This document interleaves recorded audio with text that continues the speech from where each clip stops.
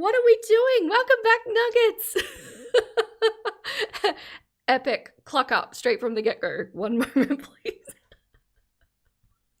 Welcome back, Nuggets. This mother Clucker's got some thoughts. Let's ruffle some feathers and get into this video. First up, thank you so much, Amanda. Welcome to the Clucking crew. Oh, actually, you're continuing your membership. Thank you so much.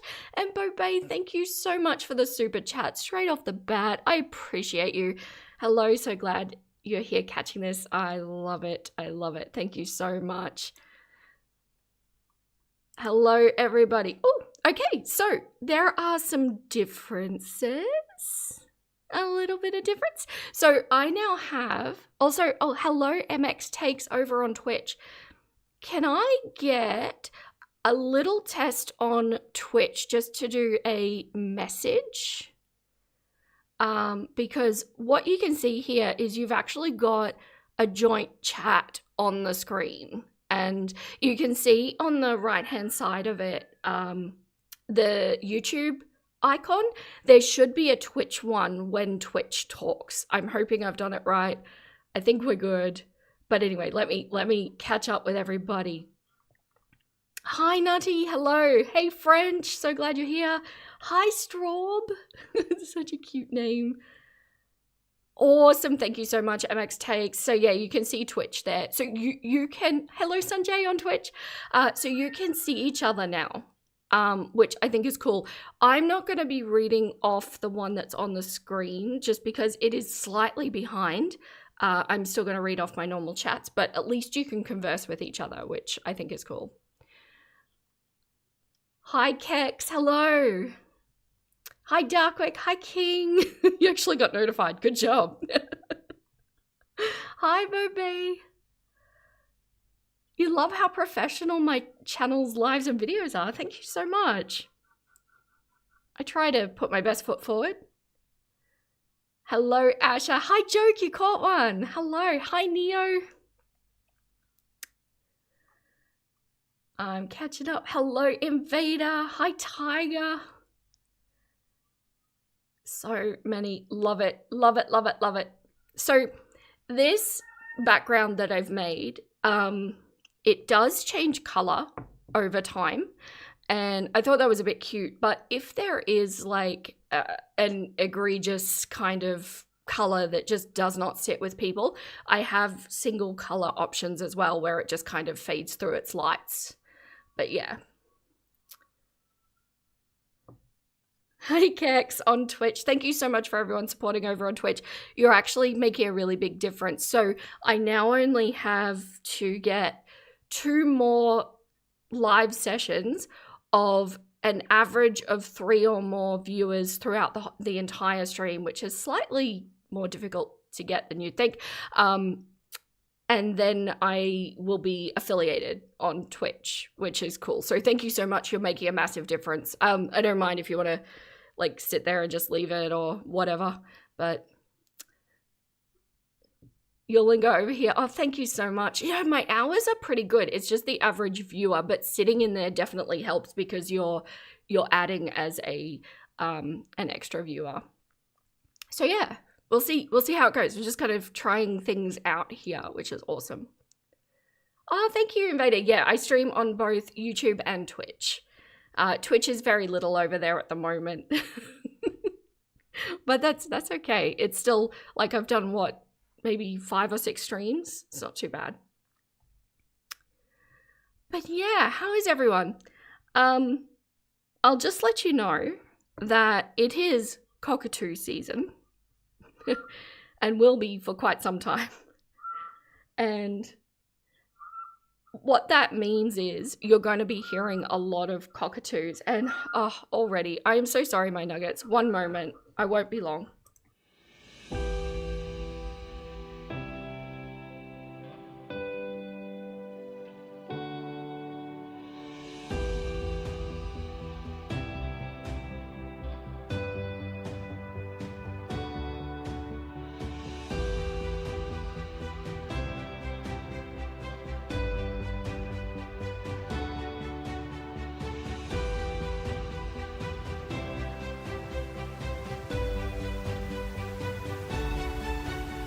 Sorry about that.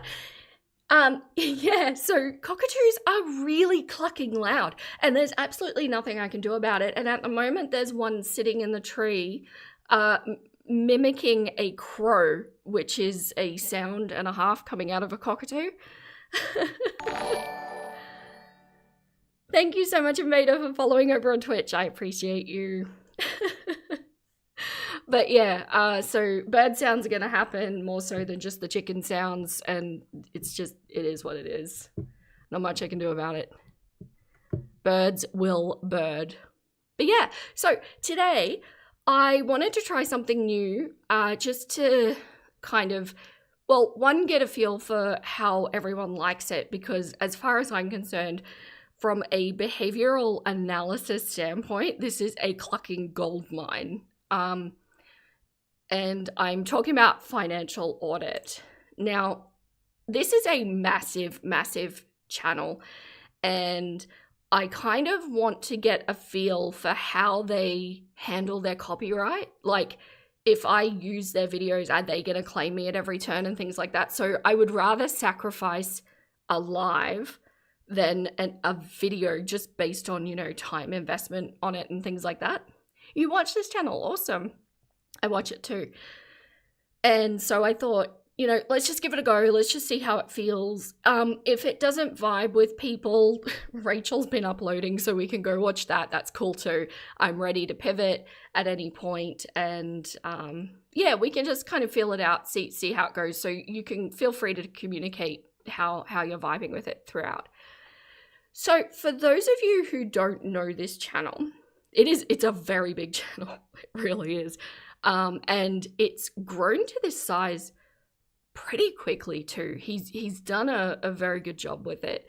One thing I will say about Caleb, the host of this channel, is that he is very crass. He is probably going to drop a whole lot of slurs and general insensitivities throughout. It's the way he works. It's like his shtick. But it is just mostly an act for the show. And actually, the episode we're going to watch, you will see him drop it when he realizes he's gone too far.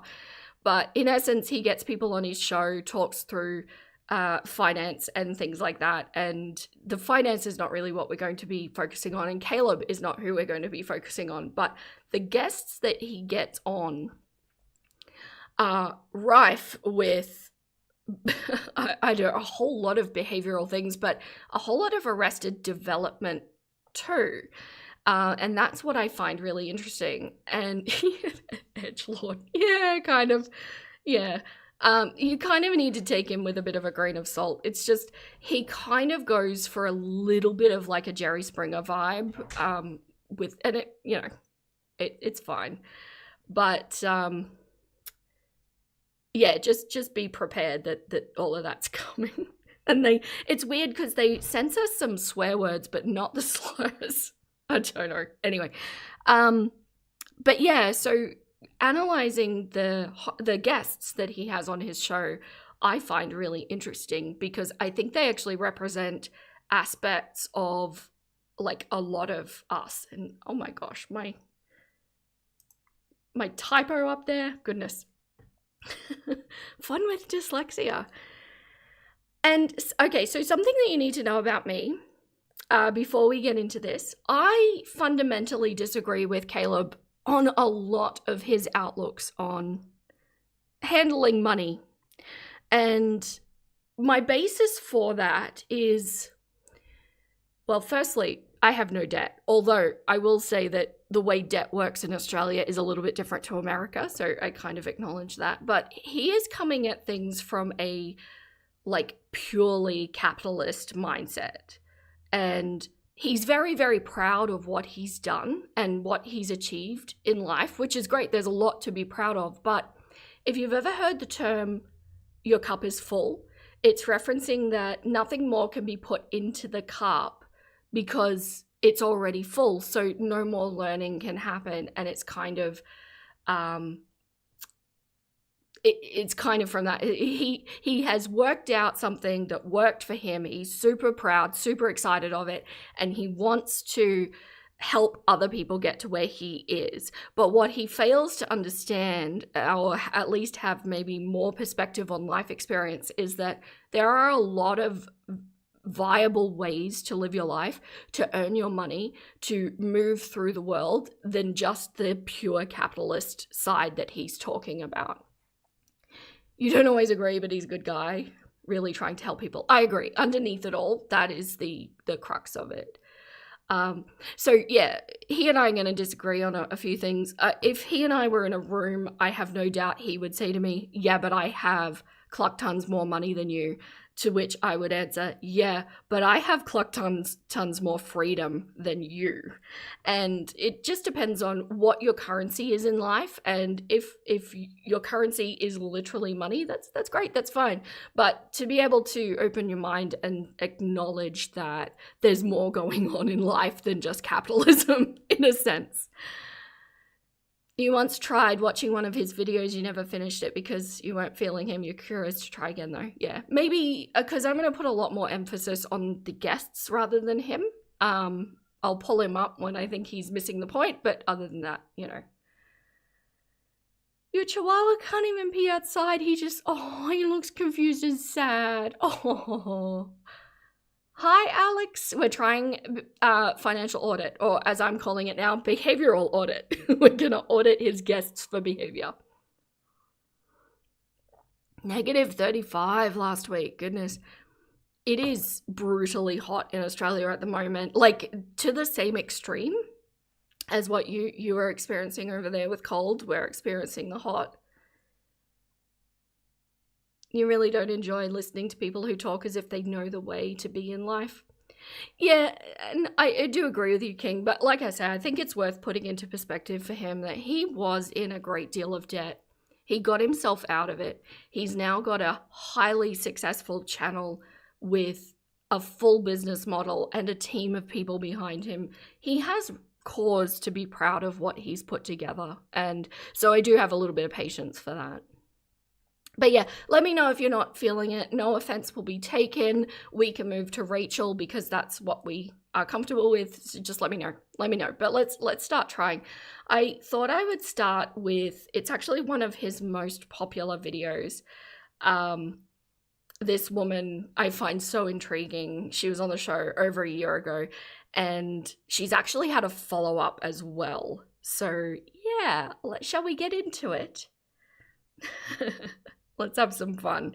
Oh, and this woman has a very annoying quirk when she's being challenged. I apologize. It just, let's meet people where they are in life. And sometimes that is annoying. That's okay. You have a loan on the membership? If you wait and listen. I'm reacting, girl. People can react. You're making assumptions, not just reacting. The membership you could cancel, I would be okay with this. Listen? I'm just saying my opinion. Okay. You know, the guy who runs the show? I just don't like people talking over me, trying to answer. You're so combative. Are you a coward? Where are you going? You can't handle this? Hi, my name is Rachel. I am 29 years old from Sacramento, California, and this is Financial Audit. Wow, thanks for coming to Austin. What do you do for a living in Sacramento?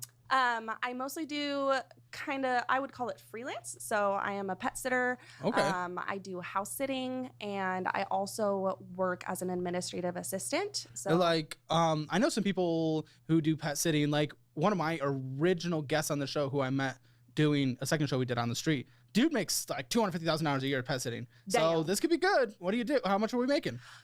When I was doing it full time, like working myself to the bone, this was a couple years ago. Well, what are you making now? That's what I care about. Okay. Now, this is my first month back. You already don't like this. Why is he swearing at her? You will see. We will get there. This episode, Dancer Girl's familiar. Into it, I have Okay. I have a proposed $600 income this month, but I know. Okay. I just reached for my stress ball here and that. Okay. Just, there has to be more than that though. Because we don't allow people to come on unless they don't have income anymore. So there has to be more. What? That is some income. Okay, but it's not real because we It's can't not do anything real. with it. So I what? know. What? I make another probably $250 a month from the admin work. I am being specifically told that you have income. I What is the money that comes in? I'm sorry. I'm not trying to be rude off the bat. It's just like we have been very particular about making sure that people come on that have income. well, yeah. I mean, I shared all of that when I sent in my documents that I kind of like. Yeah, we had payroll deposits. Yeah, because I On your had documents. I just recently separated from a company. Okay, well that's different. That is a different situation. Okay, well I will allow. Why? What was the separation? I will allow that. It was a difficult situation between management and I. So I did get a severance. No, they're not scripted. I mean, in a sense, there's a format to the show that moves forward in kind of the same way, but no, it's pretty very unscripted. You'll see as we go. Your YouTube viewing list is not that long. You have no idea who these people are. Well, the woman that's on the screen at the moment is just a guest, so she's just a rando, that's on the show. But Caleb Hammer is a fairly big deal in the YouTube space. It's an interesting show. Yeah, they do an interview first just to cue Caleb in on some stuff. Exactly, French. So we're just kind of getting a vibe about who she is. Why I like this woman as a first example is because she actually has some very similar traits to Amber Lynn, but they manifest a little bit differently, although they are still the same thing. And she gets very interesting throughout. You feel like I sped them up a bit. It is a long episode. If they're talking too fast, I can slow them down. It's just we might need to break it up if we won't get through the whole thing. We'll see how we go. If we don't talk too much, we'll get through it.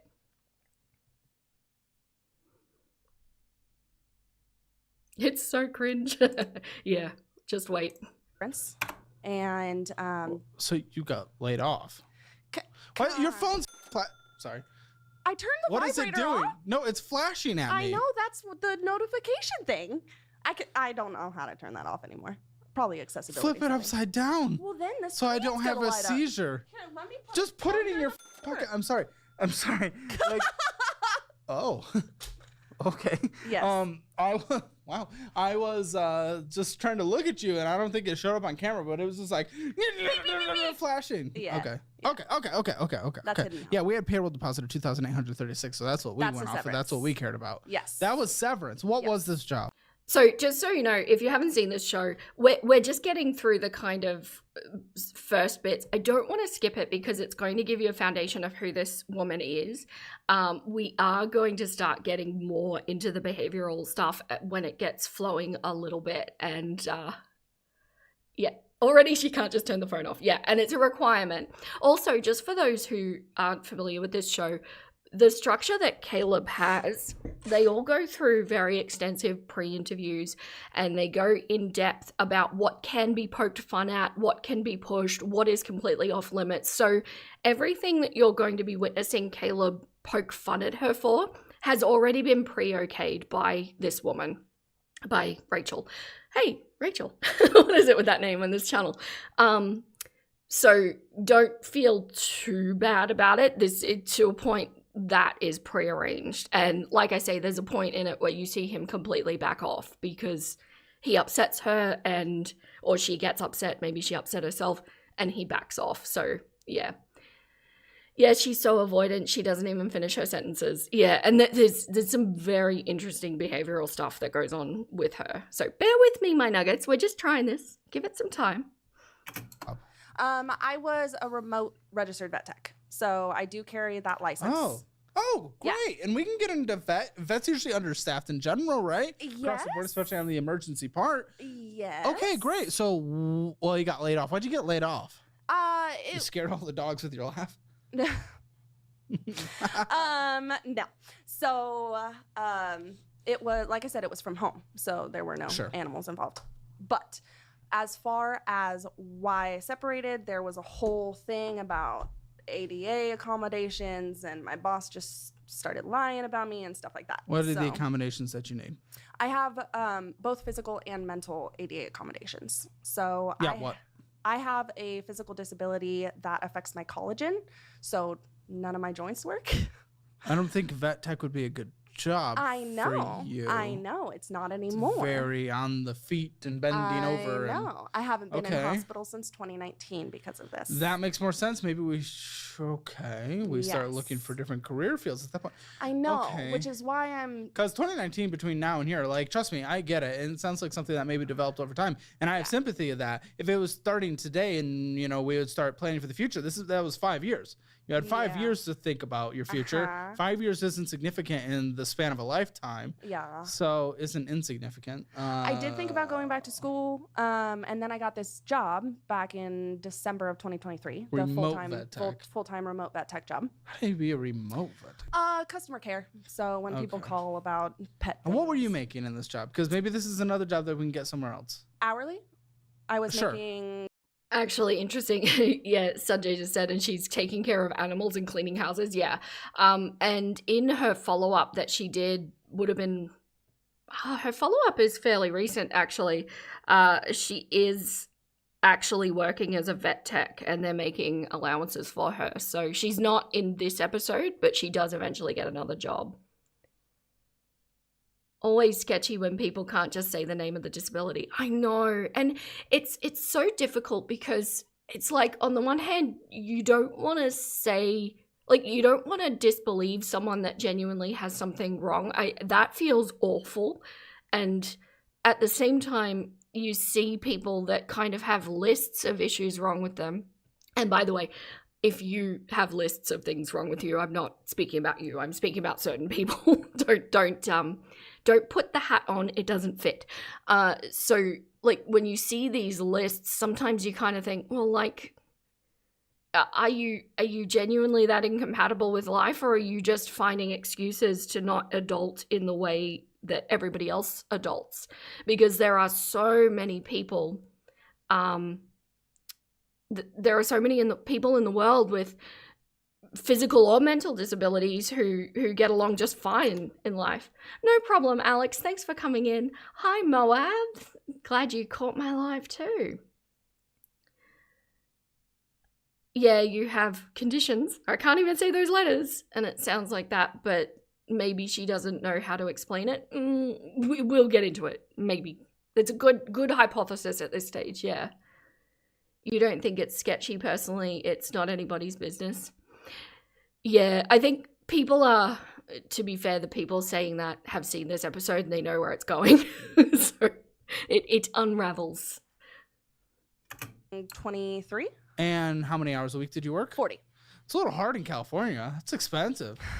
Tracking money is kind of, yeah, right? Yeah, it's stupid. They don't build housing. It's a really ineffective place to live for being able to afford to live. And I'll also say, regardless of what I believe economically, the amount that she's bringing in, even I couldn't do that.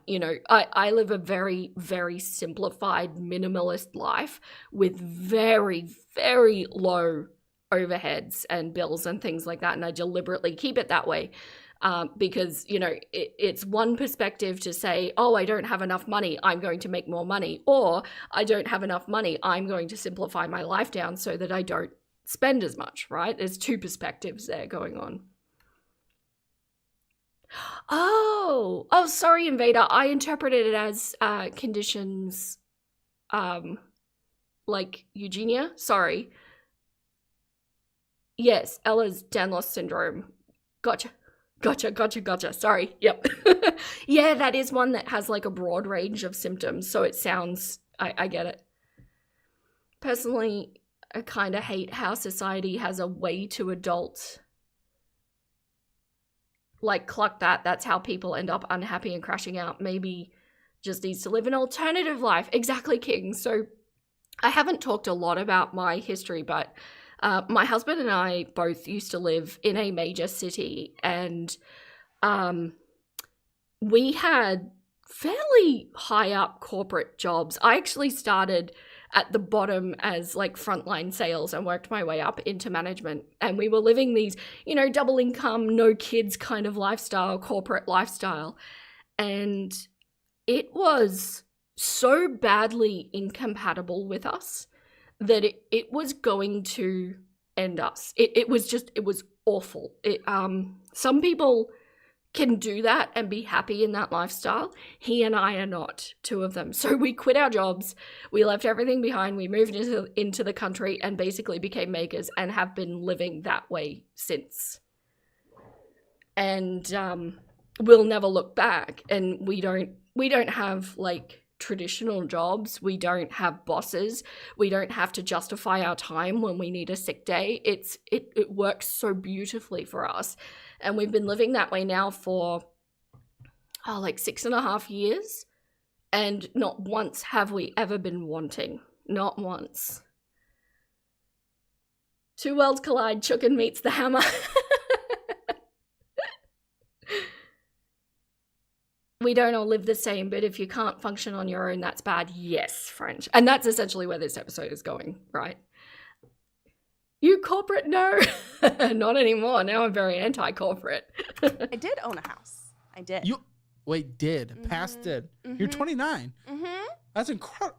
I For a lot of purchased people, at that's incredible to own 23. a house before. I had money. I was real good with money. And then... Okay, so then I will ask then. I will just ask. What is going on here? So I was with a guy. We were together for 6 years, but we were only married for 2 weeks. Okay. And It's kind then it Hookup of a marriage, okay. blew up everything. Everything. Well, hold on. Yeah. But you were together for 6 years. Mm-hmm. Mm-hmm. Mm-hmm. Mm-hmm. Mm-hmm. Okay. Oh. Yeah. Oh, wow. Yeah. Okay. So. Yeah. Why did we divorce after 2 weeks? So. Did you keep laughing in the middle of the night? No. Okay. He enjoyed my laugh. No, Thank you very I'm much. poking at you. That's you and your boyfriend at the moment, Sanjay. Very, very corp. You crashed out this week and had to go to the doctor. This resonates. Yeah, and see, here's the thing. Here's the message, right? Money always comes at a cost. And when I say that, people always think like a financial cost. I'm talking about like, let's say you just have a normal, office day job. The cost of you having that day job is that you're lending your time between a certain amount of hours every day and you get money in return. For some people, that might be actually selling their body in a sense. For some people, it might be a skill that is the thing that they're trading. And I know this sounds very simplified, but just roll with me. But sometimes the cost in order to have that job is the cost of your physical well-being, the cost of your mental well-being, the cost of your relationship, the cost of your future. Sometimes the cost is too great. And in life, what it's about is finding the thing that you're happy to do to survive, that you're content with the cost of, because genuinely some people can hold a 9 to 5 and be super happy with it. I'm not one of those people. I need to be a little bit more. I'm a free range chicken, right? And it's not that I don't want to work. I work very hard, but I don't want to work on the terms of, say, a corporate entity. And the different viable aspects of life, some people like Caleb want to do this and get as much money as possible and as much assets as possible. Some people want to stay perpetually in prison. There's different lives that can be lived. There's even a guy living in a cave on Socotra who basically supplies his nearest village with seafood, and he's doing great. He is thriving. It's all different. She isn't your cup of tea, but you're easily overstimulated. Yes, sorry, Asha, she is overstimulating. That's why you should aim for your passion. It's breaking you, but you love it. Yeah. The cost of your family too, exactly, Nutty. It can be. Not for everybody, but it can be. You're working hard as a dispatcher, but you're trying your hardest to support yourself as an author. So do the grind to support the creative outlet. I resonate with that deeply. you're not aligned morally with what you have to do daily for that paycheck, yes, the money is good, but not worth it. Sanjay, I've been there too. I've been there. The cost of morals, I would argue, is too great. Hopefully you can find a new situation soon. Vera, I totally agree, perfectly verbalizing why this guy's genre in general is annoying, because what he thinks is the way would just, yes, unalive some people. Absolutely, absolutely. And that's why I say, like, I've lived this life that he is, like, teaching people to live. I've done the full capitalist thing, and it's not for me. I could see how it could be for some people, but here's the thing. Caleb has sat on this show and said that he hates his job. He's had moments of dread and stress before shows and during shows. He hates it. He said, I'm only going to do it until I can retire. I don't have that. Not a single day in my life, not a single moment do I have that sensation. So who is richer in their currency is my point. But if he's happy, he's happy. So right before we got married, I came out as bi, and then we decided to continue with the wedding. I really wanted a girlfriend, and he was... Oh. I know. He was iffy about that, and then I decided that women probably weren't enough because our life was really horrible. Why were you getting married then? You knew you wanted to have a girlfriend. He wasn't a girlfriend. And the life wasn't there, which a lot of people find to be very important. Me included, like it's normal. Yeah. So why did we go through with the marriage if it ended in 2 weeks? Because I knew I always wanted to be with him, like for the rest of my life. I just didn't know. I just obviously not well. I just didn't know that I always only wanted to be with him. Because, like, I think I'm kind of poly. Propose? I didn't propose. No, that's not what I was going to ask. Oh. Sorry. Poly. Is that into everything? No, polyamorous is having, like, multiple partners. Yes, okay. I'm less good at terms. Okay. It's not it's relationship, but. Sure. Uh-huh. Yeah? Yeah. Okay. Well, that I was actually just gonna ask, were you proposing having an open marriage? Yes. Yes. Okay. And I offered him the same thing, and he was like, I don't even want that. Were you not willing to then not do that? I was at a point. Hello, Millsy, Heather, and Creeds. Hello, everybody. Hi. Now, it was Alex that had issues with the speed. Is anybody else feeling like we could speed this up? I just want to get through as much of it as we possibly can. Towards the end, they start exclusively talking about money and things like that, so it's not as important. But if you're happy to have it just sped up to 1.25, let me know. Could speed it up? Okay, cool. Oh, awesome. Thank you, everybody. I want to try and accommodate as many people as possible, but this is a very long episode.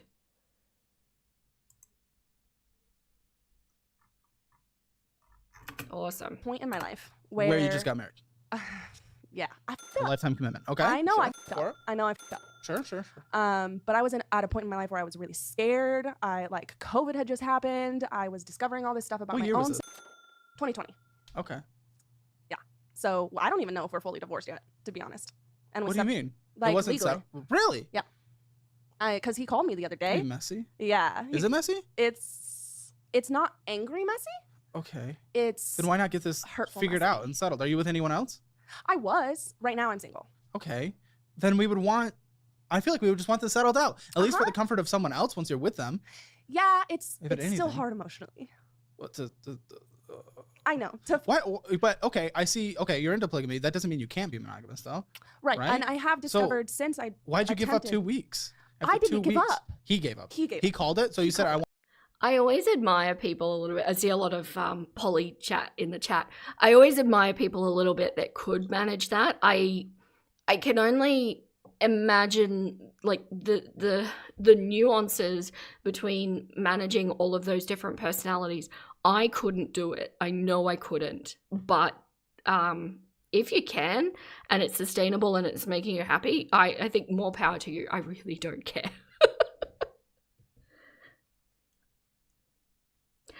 No, he said polygamy. She's talking about polyamory. I don't know if he knows the difference. No, they're definitely not the same. Poly doesn't work if her husband is monogamous. No, it does not. Polyamory requires consent among everybody. No sharing there either.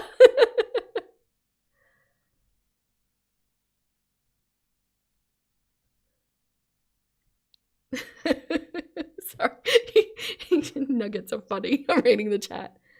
Doesn't sound like he knows. No, he is ignorant to certain nuances. Really, if it's outside of cis male hetero, he's not super clued in.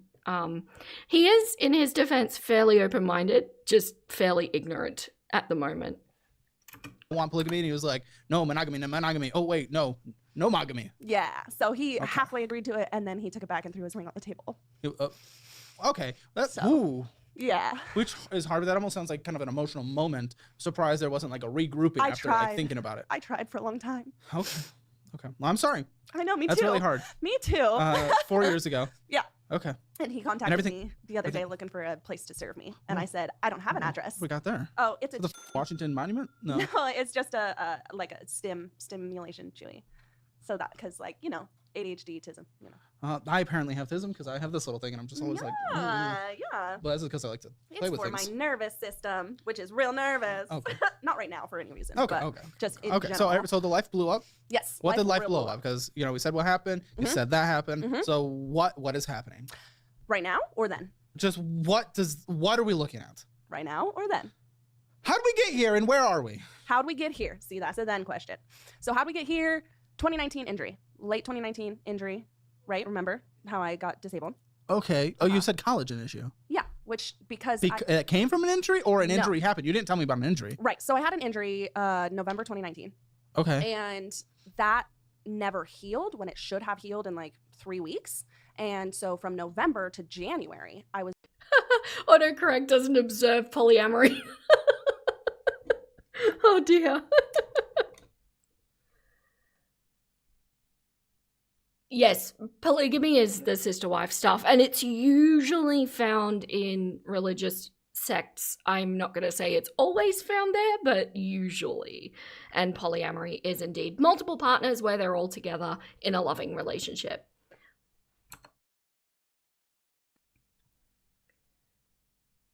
And it's not like if you say polygamy, the individuals are not necessarily in a relationship with everybody.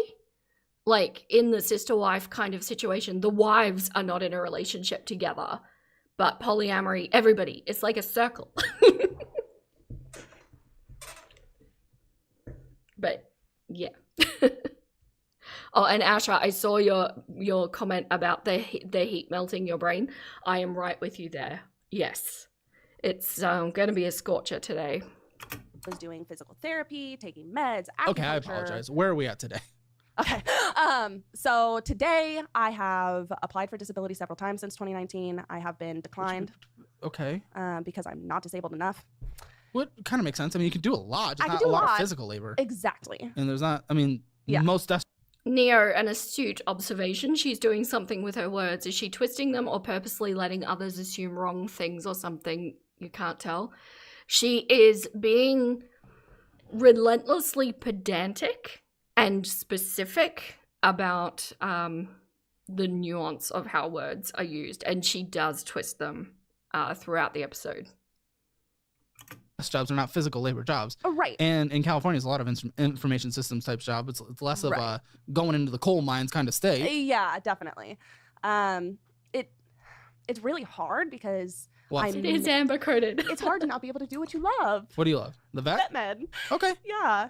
All right. So- Well, I mean, you did this job and then you got laid off because you weren't doing it well, I guess, or something. no, maybe. I was doing it well. Well, you and got my laid boss off for a just reason. didn't. Yeah, because my boss did. I stood up to my boss, and she did not like that. Well, hold on. Was it like true subordinates? Like, No, it was she was saying I was doing Disobedience. That's not the word. disobedience. No, that's not the word. Subordinate. No, Subordinates? insubordinate. Ah, there we go. We f***ed out. We got there. Okay, yeah, because it could have been that. Like if you blow up in an inappropriate way, that is cause for fire. No, so it was all like we would have these verbal meetings. She would say, you know, we would come to an agreement, and then when she would write up the written for HR, it was different. Okay, And maybe you. Oh, Sanjay, thank you so much for gifting memberships. You didn't have to do that. I appreciate you. Who did we get? Heather, Joke, Ohio, Ferret, and Bunny? All received gifted memberships. Thank you so much. Everyone who just got gifted memberships, go check out my members only content. It's there for you. It is intense, I'll let you know that, but it's there if you want it. I always play devil's advocate. Of course. Maybe you like interpreted the conversation different. Her and her boss are BFFs. Like they went to college together. Cool. So How does that mean they want to f you though? Why would they want to f you? She was intimidated by me because Okay, I come on. called Usually her when out. people say that, the other person's not. To be very clear. Because like I called her out anytime on I've her ever shit. heard someone say that person's intimidated by me, they're not. Are you starting to see the Amber stuff? Like this is it is a different manifestation. Like this woman is definitely more out in the world, but perhaps if Amber was her size, it would kind of be the same. It's going to get much more prevalent in the episode. I They wasn't the only barely one that even said like that. pay attention to that person existing. Well, she paid attention enough to make up lies. Okay, for what were the whatever lies? What were the reason. lies? The lies were that I was doing something incorrectly. I shouldn't get into specifics of that, of that job, but that I was. It just flashed at me again through the paper. That thing is trying to give me a seizure. I've never seen this in my life. Thank you. You're welcome. Easily distracted, obviously. Always. So, she didn't have the company. Didn't even. Yeah, so she kind of has two major power plays, basically, when she's being backed into a corner and requested to explain herself, which why she would go on a show like this and not be willing to explain herself is beyond me, but she puts up these kind of defense mechanisms. One is talking around like words and talking in circles in that way that Neo pointed out. And the other is taking these like little shots at Caleb. And to be fair, because it has already been discussed with her in the pre-interview that there is going to be a little bit of back and forth, maybe she's just trying to like give as good as she gets and be a little bit quirky, but there are distinct power plays that you can see from this woman coming through. Hi, and who on earth gifted me a membership? It was Sanjay.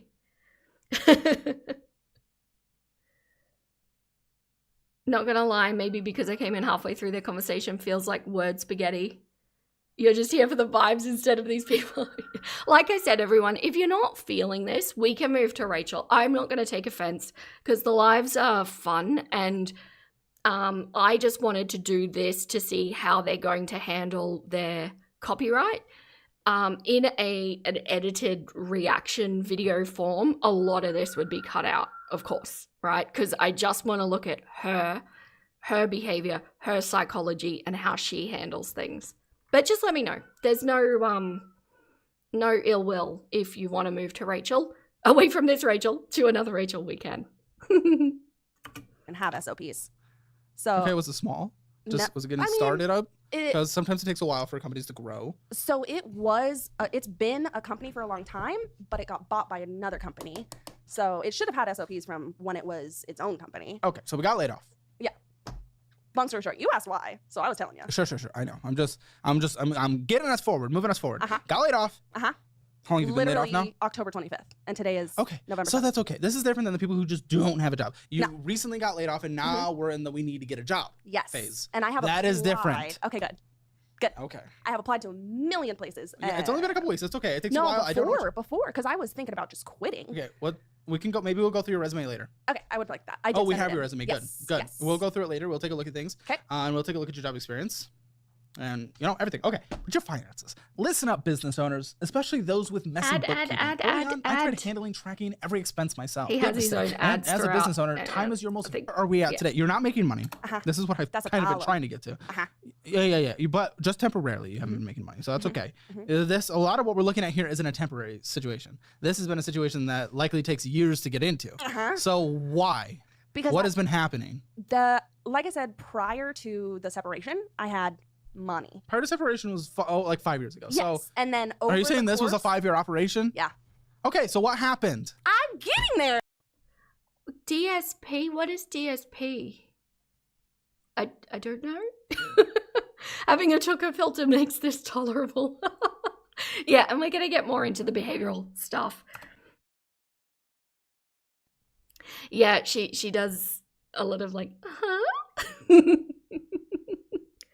First live you called hello. Not now. What is, hang on. Oh, I need to look at this name. What is, not now sherbet. Oh, cute. Oh, cute. Okay.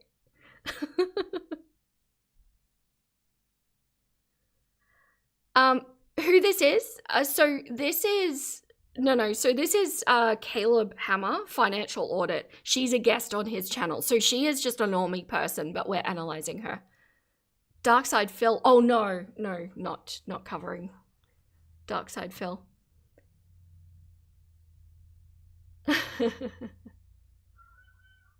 The girl is way too happy defending immature behavior and actions. Yes. And that's why I find her interesting. And see, here's the thing. She and I have in common that we don't do well in structured, normal day jobs. Where she and I differ is I'm really happy to work very hard in other means. Actually, I'm happy to work much harder in other means if it means having a little bit of freedom. She wants to not work, basically. Okay. Go. Patience is a virtue, Caleb. And I don't have any. So I made a lot of pretty intense, impulsive decisions during that time. So since I owned the house, I was under this fairy tale that I was going to live there forever. And so I put lots of money into the house, which I should not have done. Well, depending. There's stupid money to put into a house, and then there's smart money to put into a house. It was probably stupid. What did you do, and how much? I poured 17 grand worth of concrete. Concrete? What did you do? What were you doing? So it was a quarter acre. The house was on a quarter acre. Okay. And I concreted around the perimeter, and then a huge, like all the way to the back of the property, a flat, like for trailers or sheds or whatever. Why? Because I wanted to live there and I needed sheds, and I know. What prevented you from moving then? Why didn't you live there forever? I'm okay. You do whatever you want to your house if you are going to live there, but... and I also put solar on it, and then that's expensive. I know, it was so stupid, because I ended up having to pay it out when I got, when I sold it. Why'd you sell it? Because I didn't want to get foreclosed on. Why would you have gotten foreclosed on? How much was this? What was the loan on this thing? We bought it for $300. Okay. And then I didn't refinance. I did like one of those where you take your missed payments and put them at the end of the month. I know. Why were you missing payments? What were your payments? What were your payments for $300,000 with the low interest rates of COVID? What were the payments? $2,000. Why couldn't we find $2,000? I'm not saying it's an insignificant amount of money, but why couldn't we find $2,000? Because was this post separation? Yes. Okay, well that's a difference, and we know that you break when you go outside. So I do break when I go outside. Yes. You didn't have a job at that point. Okay. Yes, correct. And then that's when I started, because I was on state disability for a year after my injury. But they don't tell. What was your injury? I had a right wrist injury. It was just simple tendonitis, but because it didn't heal, that's how they found out I have the collagen disorder. Do you see what I mean about the way she talks about her disabilities? It's very like they are the focus, which I think, and I'm not at all saying that it's not real and she's not suffering with it, but the way she projects it, because they're so highlighted, it seems like that's her world, and she's not, like, she's locked into that as her identity and not able to move past it. We have a lot of gamers in my community, like a lot. Oh, and somebody recommended that I try Dinkum. I think it might have been Star, but now I'm not sure. I did try it. I liked it. It's very cute. You bet it's real, but it also sounds like a huge cop-out. Yeah, kind of I don't necessarily doubt that it is real, but yeah, it's the way. It's easy to get caught up in your own illnesses in life, but living still needs to be done. And I'm not talking about work. I'm talking about like living life, experiencing life. It shouldn't become your personality and let you be an excuse to hold you back from experiencing things. So it's still up. I can only lift 3 pounds with my right wrist. Yeah, but that doesn't mean lifting isn't the only kind of job that exists out there. I mean, the most I lift in this office is like my cup of coffee. But when you have a specialty license, they like give you that They you were give supposed it. to be able to do this. Of course they give it. Yeah. That doesn't mean that's where you have to go. I know. I mean, you're missing your so obviously this wasn't not for the first long while because I had a big savings. I'm gonna get into finances. I'm sorry. This is just this has been going for a moment, and I just need to know. Yeah. Self-assess first. It's always important. I want to see where you think it is. 100%. You think you're a 0 out of 10? Which I think that your finance scale score is a little skewed. Just Why is to be that? honest, because as you state it verbally, you're like 0 being the absolute worst, Yeah. and I don't think that everybody is at a 0. Like the absolute Everybody? worst. Well, not everybody's at a 0. Okay. What are you talking about? I don't think that the average person, and I know average is a whole thing, but I don't think that somebody in my situation where I have a roof over my head is the worst possible. Yeah, I mean, that's certainly over exaggeration, right? Yeah. But if like your debt is kind of like, yeah, it really doesn't get worse than this because like, sure, you could add some numbers, but at that point it's just like this is like that's still a 0 like for the debt score, and then it all compounds throughout there. Like, no real estate's 0 obviously, so it still becomes a 0. Sure, yeah, you could be homeless under a bridge. It's a little different, but I'm just homeless in a cardboard box. If you want your Hammer financial score, go to calebhammer.com or click the link in the description below. You can also go to calebhammer.com/apply. We'd be happy to have you on the show. Our application's actually gotten a lot easier. We just updated it to make it more streamlined, so make sure you check it out. We'd love to have you on the show. Okay, so all right. I see a Subaru. You look like a Subaru kind of gal. You have that California Subaru girly energy. Thanks, I think. Yeah, I'm going to go camp in a forest somewhere. That is probably. actually where I live. In the forest? Mm-hmm. My house is a 17-foot teardrop trailer. So when you said roof over your head, you meant a vehicle. I meant something with a bed and a kitchen and a shower. Okay, so this is a gripe that I have with Caleb. He doesn't seem to acknowledge tiny living as a valid lifestyle, like at all. And she lives in a caravan, seems to be quite comfortable in a caravan and happy in a caravan, although there is more to that setup as she goes. But he's about to shit all over it. I disagree. I actually think, part of minimizing your life, when you look at your house or wherever you're living, unless it's tiny living, because then it's redundant what I'm about to say. But when you look at your house and you plot out just the exact areas that are used and moved through, it's actually a really tiny, percentage of footprint of the house, right? And my husband and I are actually working really hard right now to move to tiny living, and we're very, very close to it. Now, it's been 12 years in the making, and it's exciting because we're right at the end stage of it. But I don't agree with him on this. There are different ways that are okay to live, and so long as it's safe, so long as the person is happy there, that's what matters. You used to watch Caleb Hammer, but realized he had a lot of right-wing rhetoric. He does seem to, yes. I agree with you, For. He says that's not his alignment, but I don't know. Yeah, there does seem to be a lot. Money isn't happiness, whatever this guy's name is. You can't take that with you, as they say. I agree with you, King. And sometimes money can be the cause of a lot of unhappiness. You see statistics about people winning the lotto and it's just horrible for them.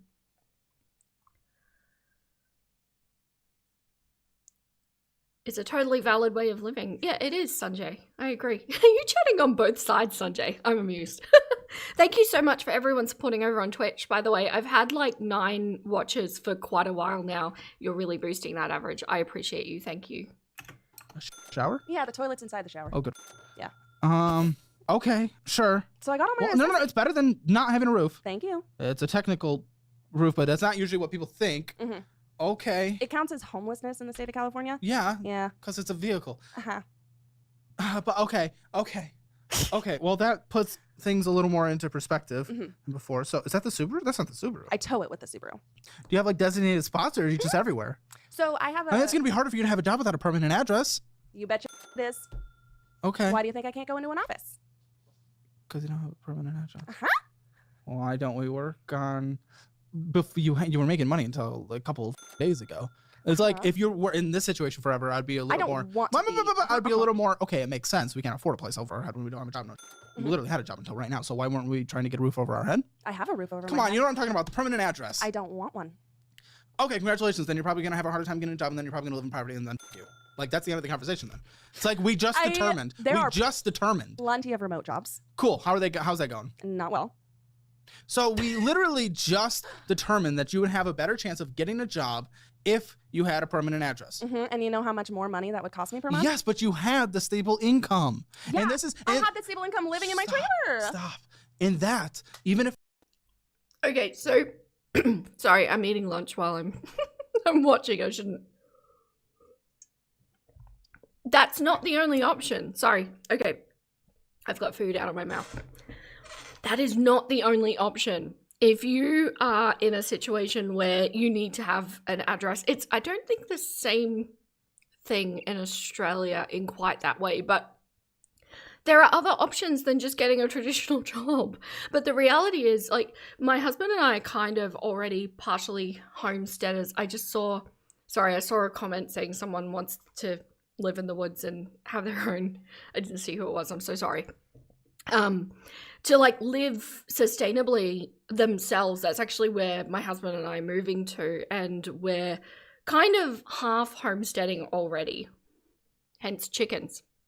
But the thing is, you can't live that kind of lifestyle and be totally useless. And the way this woman is living her life is totally useless. She doesn't have a skill set. But the thing is, there are other ways to get income than just having a job that requires you to have an address. But because she's caught up in her excuses and this has become part of her personality, she doesn't bother to look outside and see what the other options are, which is why I say she reminds me of Amber, among other reasons.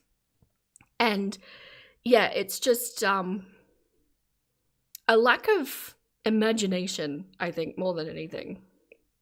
A little more expensive. Trust me, I get it. It would have been more expensive on a monthly basis. I really do understand that. But it would have prevented the situation you're in right now extending longer than it needs to, because you would have been able to at least get... Listen, I'm sorry. It makes sense. If I'm hiring someone as the boss of this place, it makes more sense making sure that someone lives there. Yes. Sorry, I just saw 4 Paws say you do have to be a self-starter and really be motivated, which she kind of isn't though. So that's the only argument I can agree with him there. Yes, that's so well said. Like, you need to be willing to work hard. The less convenience you have in your life, the harder you have to work, sometimes physically and sometimes with ingenuity. And it's just one of those things. Homesteading is hard work. It's really clucking hard work. But I would happily ramp up my hard work in what I'm doing in my life at the moment, like tenfold, than go back to a normie job. That's the what do you want more kind of scenario. I want freedom and agency over my own life more. And now that I'm saying that, I'm just putting together that's probably linked to my childhood trauma. I need my agency.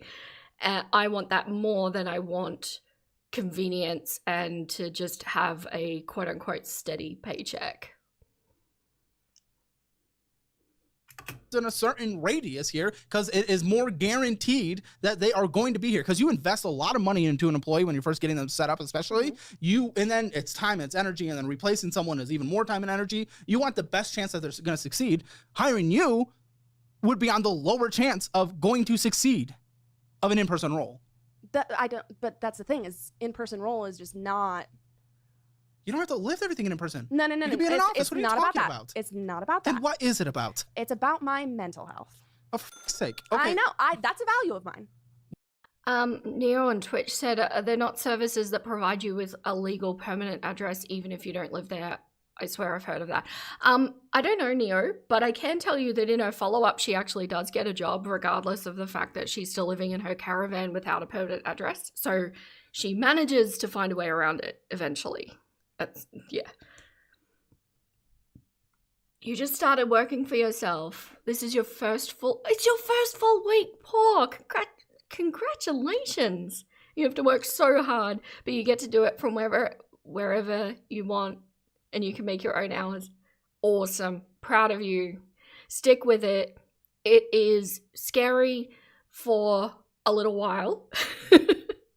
But having, like I said, I'm like 6.5 years in at this point. It gets easier and so rewarding. I would never, if I could go back and do it all again, I would just do it sooner. 3rd generation Cherokee. Oh, so cool. Oh, so I've got a lot of homesteader kind of vibes in here. I didn't know. See, I've never talked about this before. So your homestead is covered in cacti. Oh, greens. I love that. Also a big deal typically with ASD to have issues with authority and someone else dictating your time. Many ASD folks are self-employed or freelance. Am I outing myself?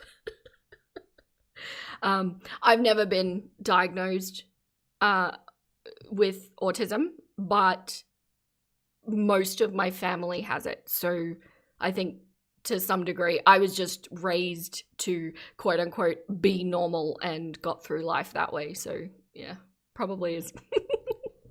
I'm just stepping away from my computer for a bit. I'll let this play, but I'll be back. What? The value? Yes, a value of mine is to not put myself in a situation that's going to make me much worse for my mental health, especially considering I have ADA accommodations. You haven't told me what they are. Because you didn't ask. Yes, I did. I said mental and physical, and you didn't ask for elaboration. So elaborate. Thank you.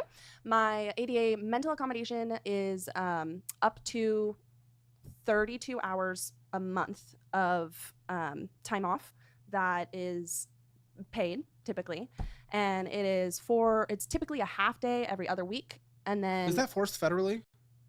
I don't know what that means. I don't do the HR, so my other guy. Like, if there are anything like that, he's making sure we're following guidelines and stuff like that. Is that forced federally that someone is not allowed to look at that when determining hiring? Because I know there are disability protections, of course. Is that specifically? Because it's not, why the would I pick you over someone who I know will come into work without the hassle of me having to reorchestrate everyone else's office in a small business around your life? I don't think that they are allowed to know. Plus, allowed to know. Well, that's different. I mean, more discriminate against it if that's a thing. I know there are certain things you can't discriminate against. I don't know if it's that one. I don't either. So that's why wouldn't you know? Shouldn't you be the one that does know? You and HR? Well, HR. You were just complaining about it at the beginning that the other company wasn't following it, but now you don't even know if it's a legal requirement. What do you mean wasn't following it? You said the other company wasn't. I said there was an issue with it. Did she not say that? I heard her. Plus, throughout this situation, my therapist has come to the recommendation that I not have like a direct boss. Girl, you're not going to survive. Yeah, no. Okay, I really don't understand the purpose then. This doesn't make sense. You're not going to survive in this world. Everyone has a boss. Do you? Yes, the audience. Uh-huh. I have a boss. The platform that I'm on, I have to follow the rules and regulations, or else no money. I mean, if you want to play semantics like that, yes, technically I have a boss. Technically. Although a lot of the time it falls down to just me being my own boss. And, you know, she's a real bitch, let me tell you. Constantly pushing for more and more perfection and more hard work. She really gets on your nerves. I know, she annoys me too. Is she annoying to the point where this is unwatchable? Or are we enjoying the hate watch? That's what I want to know.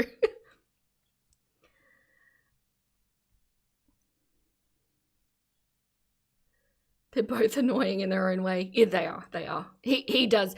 Like I say, I fundamentally disagree with this man on a lot of points. The only thing that he and I do agree on consistently is that just do the clucking thing. He does boil down to that a lot. Enjoyable hate watch. Love it. Love it. You think it's interesting. Awesome. Awesome. Unwatchable without a chokin. Oh, that's high praise, Dead Not Sleeping. Thank you. Can't decide if... I can't decide. I do hate, but I can't figure out if it's fun or not. You're here for fear. Oh, thank you, Asha. You put up with the rest. Yeah, like I say, we're just trying something, see how it goes, you know. I'm not attached to the idea. I watch these, and like I say, I'm not getting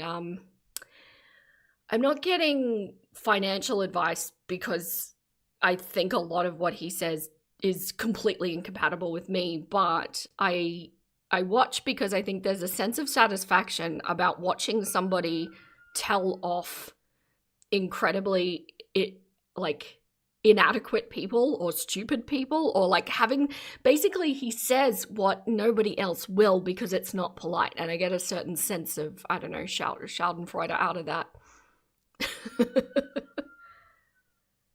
You want to know what else she claims? Oh, there's a lot coming. There is a lot. Kind of like when I was pet sitting and making $2,000 a month and I was my own boss. Kind of. I mean, they're still your boss, the people hiring you and paying you. Yeah, they hire you and they don't have to hire you again. What the fuck are you talking about? Because there's a direct level of management that might be different, but they're still your boss. What the fuck? Your boss versus your income is different. So your boss is who sets your schedule. They do. They hire you. Exactly. That's what I'm saying. No, listen, if people aren't willing to hire you based on the schedule you say on Rover, then they are still setting your schedule because they don't want to hire you based on your schedule. That's not setting my schedule. Setting my schedule is what days I'm available to do the things. You can say going into a job interview, these are the days that I'm not able to do things, and they will still judge your hiring based on that, just like someone on Rover is. See, she's playing semantics. He's talking about accountability, not bosses. They're clients, right? But what he's trying to say is you still have accountability to these people. If you don't turn up or if you do a bad job, they're not going to hire you again. She's hearing the word boss and is like, no, they're not literally my boss. And I don't know. Oh, yeah, she said she's on the spectrum, didn't she? She already said that. So here's the thing. And why I don't, why I don't seek a diagnosis for being on the spectrum at all, because in my life, it doesn't matter. I work out if there is an aspect of my being or working. I work out if there's that part of it that doesn't work or isn't compatible with the goals that I have. And then I work to change it. And so it's almost like she's leaning into this, well, yeah, one of the symptoms of being autistic is being literal. And she's fully leaning into this, even though in life, being literal, and it might be your first reaction, but it doesn't mean that you need to willfully misunderstand what people are saying, if that makes sense. Yeah, I think I got that out. I'm much more articulate in my edited videos. This woman is wild. Hey, Marshmallow. Your daughter is non-verbal, so you don't have time for people who act like it's quirky to be on the spectrum. Yes, French, that's what I'm trying to say. And clearly, if she is on the spectrum, she's high functioning, which means as a grown-ass adult, she can work to curb the aspects of her behavior to better fit what her goals in life are. It's only important if it will benefit you in some way. Otherwise, who needs it when you're an adult? Yeah. You have Asperger's, but you're not heavily affected, unfortunately. Yeah, that's just all grouped in the ASD. Now it's all considered part of the same fun group. You needed a diagnosis? Oh yeah, don't take what I say about me as applying to you. I totally respect if people need it. I just personally forge, I just soldier through. In order to access allied health. Yeah, that makes sense. Both my dad and young adult child has autism. They were first diagnosed with Asperger's before it all changed. I thought it skipped me until it was pointed out. that I do have autism and females mask. Oh, yes, they do. I used to avoid looking people in the eye. We know that's a common thing. And my mother literally said, be normal. It's rude. People won't like you. Yes. I mask super well now. I was 7 when she said that to me.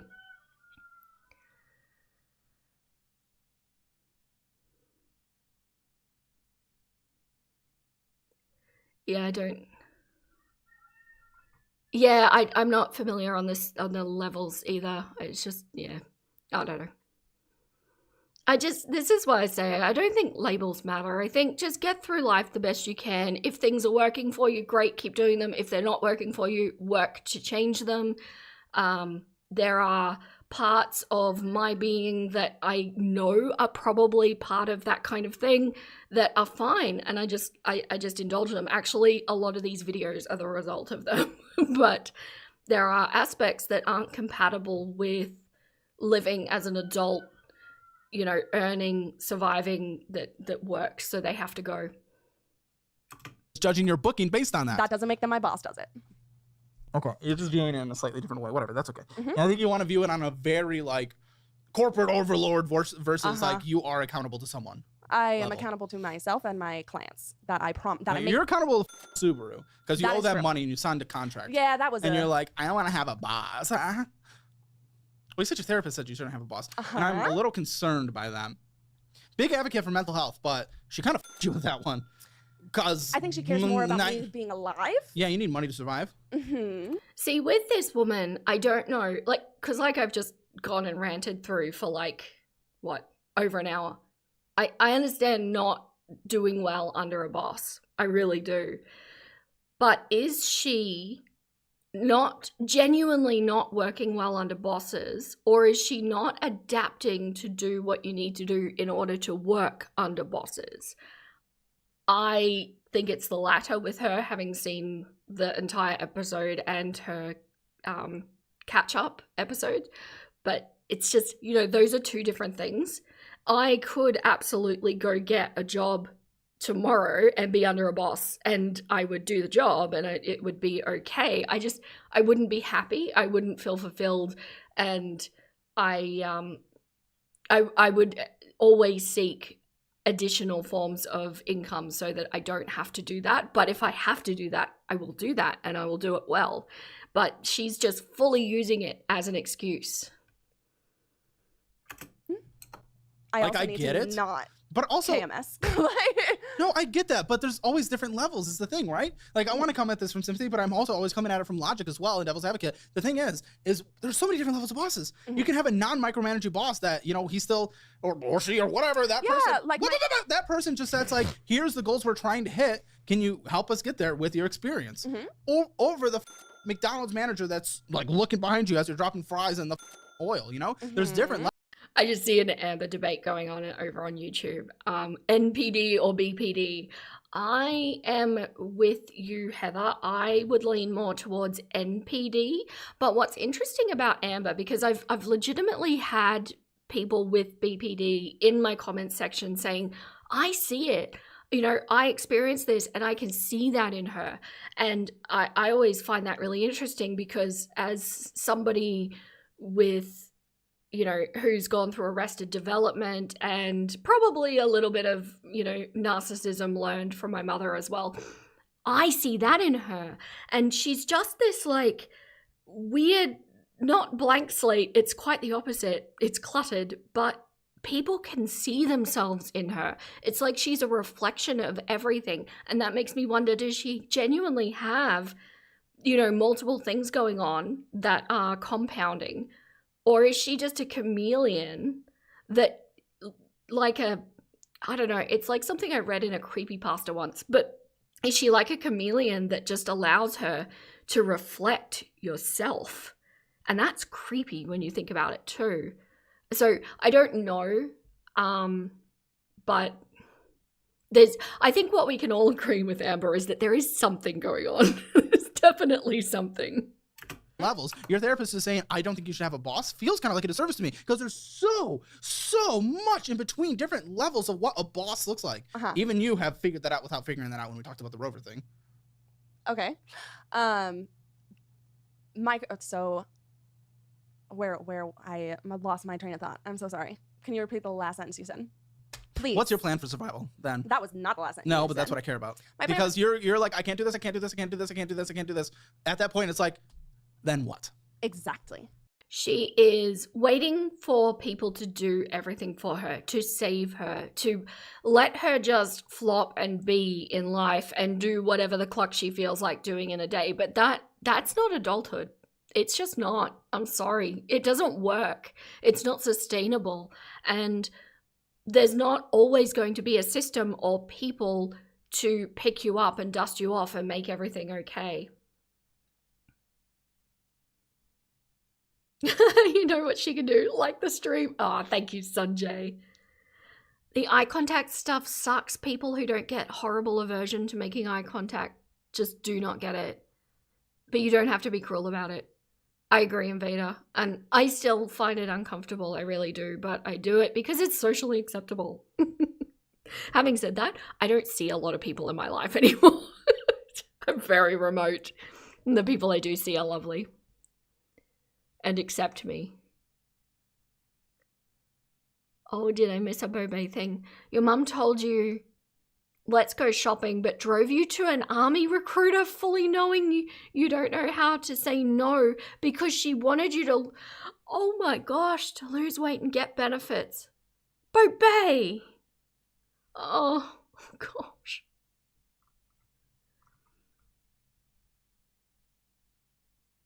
You tell people you can either make eye contact or you can just listen to the conversation. Your brain can't do both. I love that honesty. I love that. I just try to be busy all the time. I'm looking at this because I'm doing this. You know who are nice to make eye contact with though? Chickens.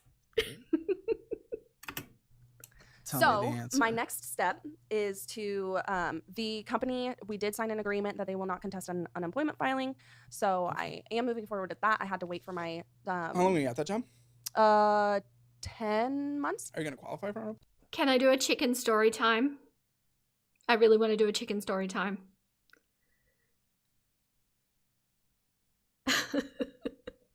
Chicken eyes. Yeah. You know, Tay-Tay, my big rooster, this guy here. A really, really big rooster. The one that everybody's scared of. He stands probably to about my knee height. Having said that, I'm really short, so I don't know what that means to you. But anyway, he has a foot bumble at the moment, which is, if you're not familiar with avian stuff, it's essentially that he's gotten an injury on his foot and a staph infection has set up. But the way that chicken injuries work is very different to human. It kind of creates like a hard core that can grow and eventually infect the bones and everything if you let it go. Fortunately, they're very slow moving, and I caught his really early. It's just chickens get foot injuries. They scratch constantly on the ground, and it's part of it. Anyway, his treatment. The treatment for bumblefoot is that you basically need to soak their feet in an Epsom salt bath for 20 minutes every day. Keep them wrapped, keep them clean, and then eventually you'll be able to pull the core out, and then it heals. So I'm giving Tay-Tay, my biggest rooster, the scary one, totally scary, foot baths every single day. Every day. And do you know, he thinks it's special boy time. He loves it. He is never happier than when I have to give him baths every day. He just loves it. This is not the first bumble he's had. And he sits there in the bath, and I put a towel over him so he doesn't flap. And I just kind of ambiently hold him, and he looks me in the eye and makes the little oh, woo, woo, woo, woo, oh, woo, woo, noises at me the whole time. He's beautiful.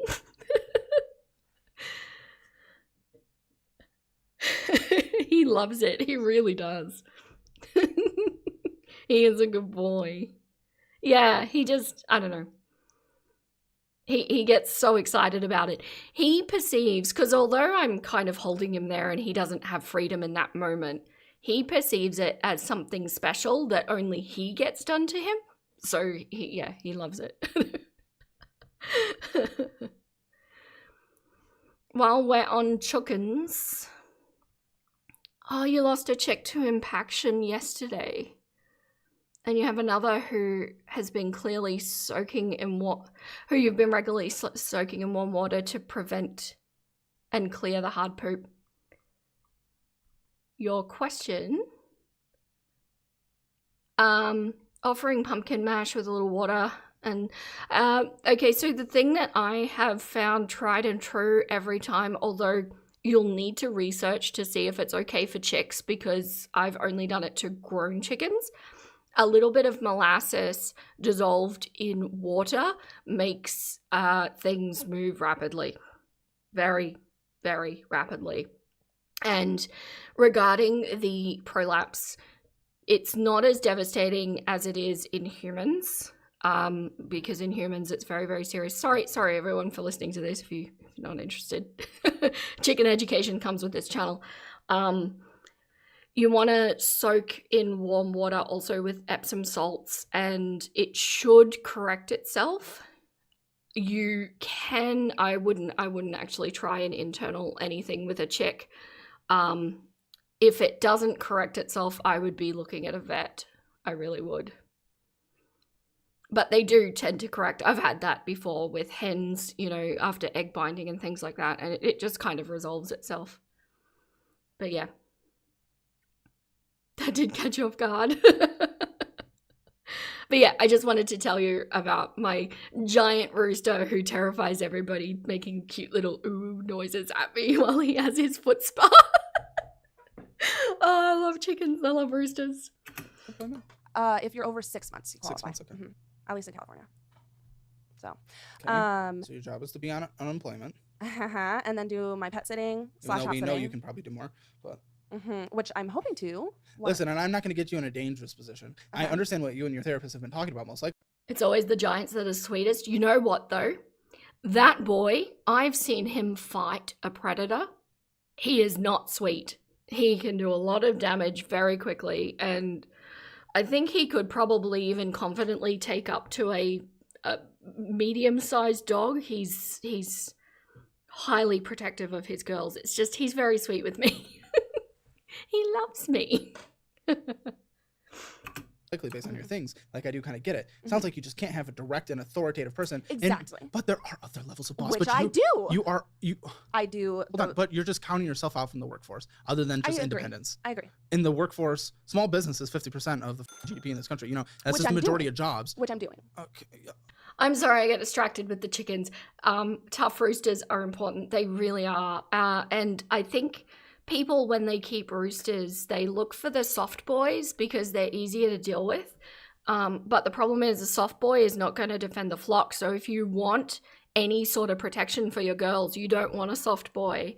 And little Axel, the little silky rooster, he won't fight. In fact, one time he decided to test his grit on a baby bunny that had hopped into the coop, and he flared his little collar feathers and he did a little grr at it, and then he crowed at it. The thing didn't even flinch. No, the baby bunny was fine. But you hear stories about, a predator has gotten into the coop and there was a rooster in there, but he just went and hid. That's the soft boy, but that's not the boy that you want protecting your flock. And sometimes when you don't have the soft boy, when you've got the good boys that will defend, sometimes they come with some little peripheral issues. But if they're well trained, it's nothing you can't get around. You're scared of roosters? No, they're gorgeous. They really are. Every bit as good as having a dog. But yeah, you wish your brother would get a rooster. He has 10 hens and always has to be vigilant for predators. I mean, to be honest, I'm vigilant for them anyway, but 3 of my 4 coops, I know that if anything goes in there, it's not going to get to the girls. It's just not. A guard goose. I want a goose so bad. I do. I can't have one in my current setup, but you better believe my next stage of life, which is not too far down the track, there's going to be a goose. Not the soft boy slander. But he's gorgeous. He is. My little Axel. He is all lover, no fighter. Okay, you brought in $400. Is feather sexing reliable? Absolutely not. No. No. The only way to reliably sex chicks if they're not color different, like highlines are sexable because of their feather color, but the feather stuff is hokum. No, the only reliable way is to do event sexing, but I wouldn't be doing that if you're not well versed. No. You wait to see, and in all honesty, all the things you see online, because like Miss Florence, for example, you've seen Florence. She was... No, not this one. Welcome to December 2020. This one. And a quick look at Team Freddy. Where's Florence? Show me Florence. Oh, that's right. She hightails it out. Love watermelon. Florence is actually on the nest, and you just heard her jump off and sprint. One moment. Sorry. Side quest, and then I'll get back to the show. This is Florence here. I'm pointing at my screen, like you can see me pointing. She has spurs that are bigger than her roosters, Freddy. And she has a big comb like roosters would have. So Florence would have been in a not so nice setup, culled for being a rooster because she developed spurs really early. Hens can also sometimes, very rarely, crow. And Tay-Tay, the rooster that I was just talking about, Tay-Tay there, he tried sitting on eggs for the longest time, which is why he's called Tay-Tay, because he's named after Taylor Swift. We thought he was a girl. He was making nests and sitting on them and like trying to lay eggs. So you can't always just go by behavior. The best thing is to just let them grow up and wait and see. Yeah. Non-binary, yeah. And he's still not quite like the other roosters. He's not. He's a little bit different, but he's wonderful. Yeah, so he's so basically modern chickens couldn't survive in the wild. Well, they can't survive with some chicken tenders, that's what I'm saying. He was just figuring out who he was, exactly. He went through the finding himself phase, but he's so good with these girls. He really is. He's definitely the king of our coops. He's the top rooster. Even chickens don't always fit the binary. Exactly. So, you know, people always say don't cull your roosters. Hate it, but don't cull your roosters too soon, because hens can present as roosters, roosters can present as hens, and it's not until they really reach sexual maturity that we can go, oh yeah, that's a rooster, that's a hen. Usually, for the most part, crowing and eggs is your big tell. I remember the first day this boy crowed and it was like, oh no, because then I had 3 roosters. It was like, oh, he's a boy. But yeah, anyway, sorry about that. Back to it. When we said small, I didn't mean like micro level of business. Like we're talking a small business like this is a small business. Well, this is a very successful small business. Yes, at a certain point, once it's like not surviving and $400 is not surviving. But I'm trying. That doesn't mean anything. It does, because if I wasn't trying, I wouldn't. Money's not participation trophies. You get. Stop asking me chicken questions. I'm going to keep pausing to answer them. I will. Do roosters fight each other for the ladies? So roosters do fight, and it can be really bad to have them in a coop together. That's why I have 4 separate coops. They all have a rooster. not all roosters will fight, and in a lot of cases there will be an alpha rooster and a beta rooster, at which point they usually won't fight. But roosters get a preferred hen, like a favorite girl, and if another rooster mounts that favorite girl, there's going to be problems. Fun fact about roosters, though, is that if you had a bachelor coop where there's no hens around, they don't fight. It's only the women that make them fight.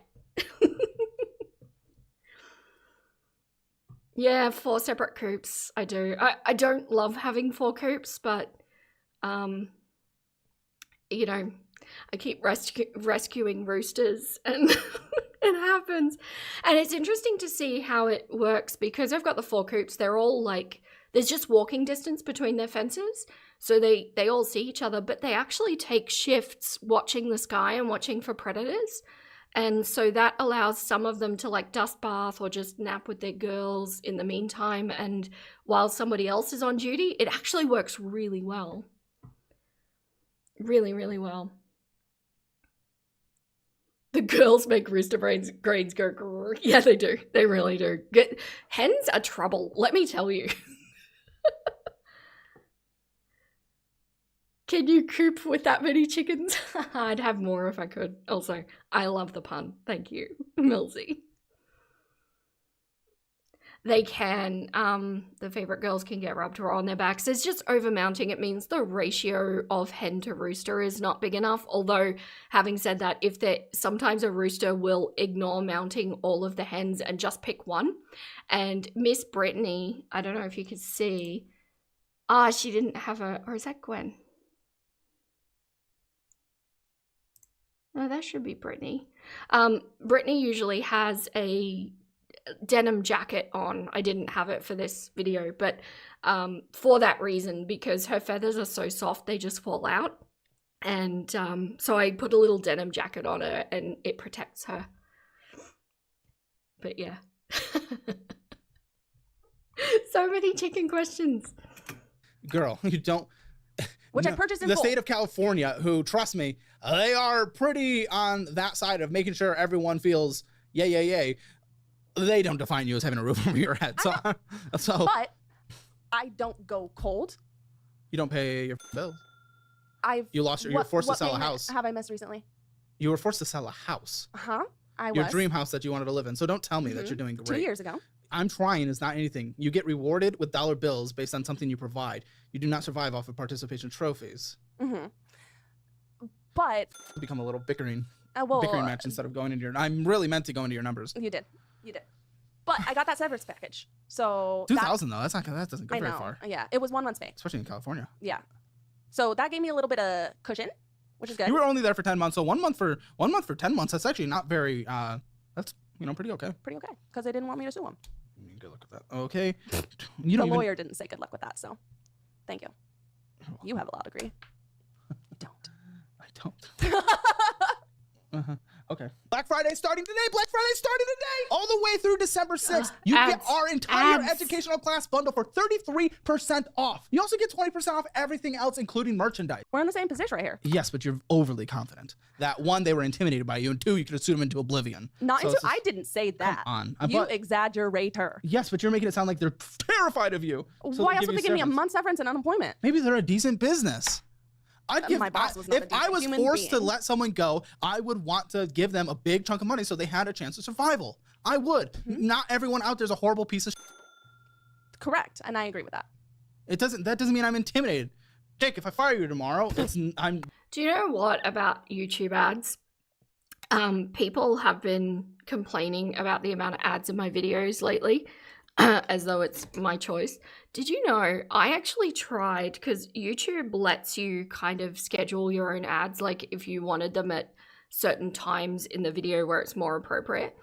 I tried putting the ads in my videos to what I thought was kind of appropriate, like from a viewer perspective, because I also agree that there's, a shit ton of ads on YouTube.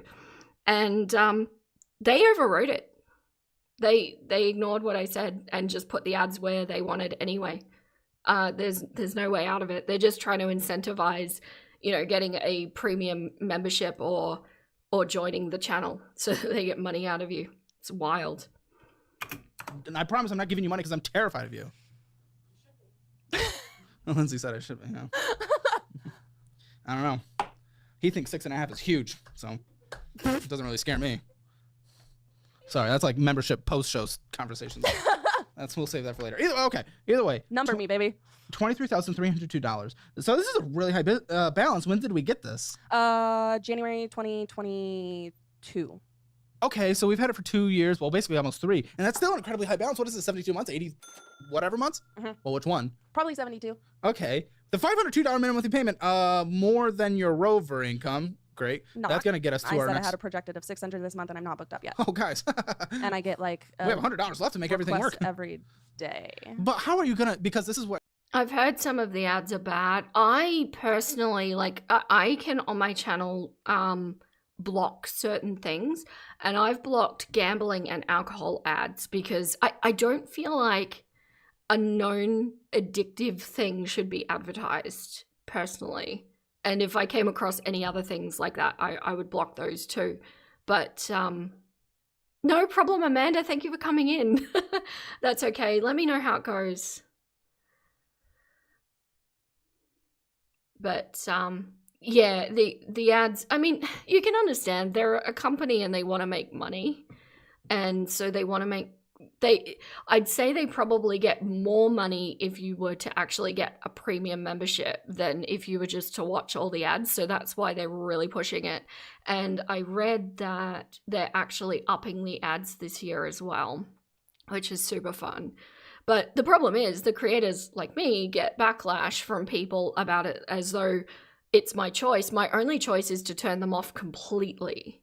And then the amount that I can produce goes down dramatically because other things have to be prioritized. The money coming in means that I can say this time is now dedicated to doing this. You get so many gambling and AI ads, 2 things against your morals, but there's no point blocking because there are always multiple iterations of the same. Yeah. Yeah, it's rough. Although, having said that, I think if I got big enough that I could get, like, sponsorships, maybe I would turn the ads off then, make them ad-free and just have, like, the one at the beginning or something. I don't know. Well, it gets scary, right? It's just like because you didn't allow yourself to have a permanent roof is preventing you from getting an I do have a permanent roof. Shut the you know what I'm talking about. I know that you think you know what you're talking about. If you would have let me make my point, you would have understood the importance. Because you don't have the permanent roof... It is permanent. Because of that, you're having a hard time getting an in-person job because that's what they consider to be a permanent roof. You get it? Cool. A permanent location and a permanent roof? Different. Permanent roof means I don't get Girl, rained if a bird flies into that, the roof's gone. I don't know. Have you lived in a trailer? Okay, a lot of people live in caravans with no problem. This is a valid domicile. I know there's a little bit of a stigma, I guess, probably more so in the US about living in a caravan. I don't think it's definitely not as much of a thing in Australia. It's like people just do it. It's a thing. It's fine. This girl is obnoxious. Yes, she is. Did he really just tell her to shut the fuck up? Yes, he did. Or shut the cluck up. Yes. Their personalities are unpleasant. Yes, they are. I think I have a little more experience on what I had very close family members who lived in a trailer that I was over there often, okay? Okay, so you know my trailer and that my roof. Oh my gosh, you are so... Shut the Listen, I'm just trying Hey, don't get mad at me for standing up to myself. Standing up for myself. To yourself? Okay. To you. Standing up for myself. To you. Yes, I slipped up one word. Listen, if you had any, like, justifiable... I hate that kind of thing. So she's been so focused on semantics for the whole thing. And then when she messes up and is called on her semantics, she's like, okay, so I missed one word. But you have to pick a lane with that. You're either going to pick on everybody's semantics and then allow them to pick on yours, or you're just going to let it go completely. Justifiable rationale behind it, I would be excited. Behind having a trailer? You haven't asked me yet. Not that. Or about you interjecting every second right now. And usually I'm the one that gets in trouble for interjecting. So listen, I'm just saying, because you didn't focus on getting what society considers... Society. Will I ever be able to get this point out? Not if you keep saying things that I don't agree with. No, I don't care if you agree with. I'm saying what society says.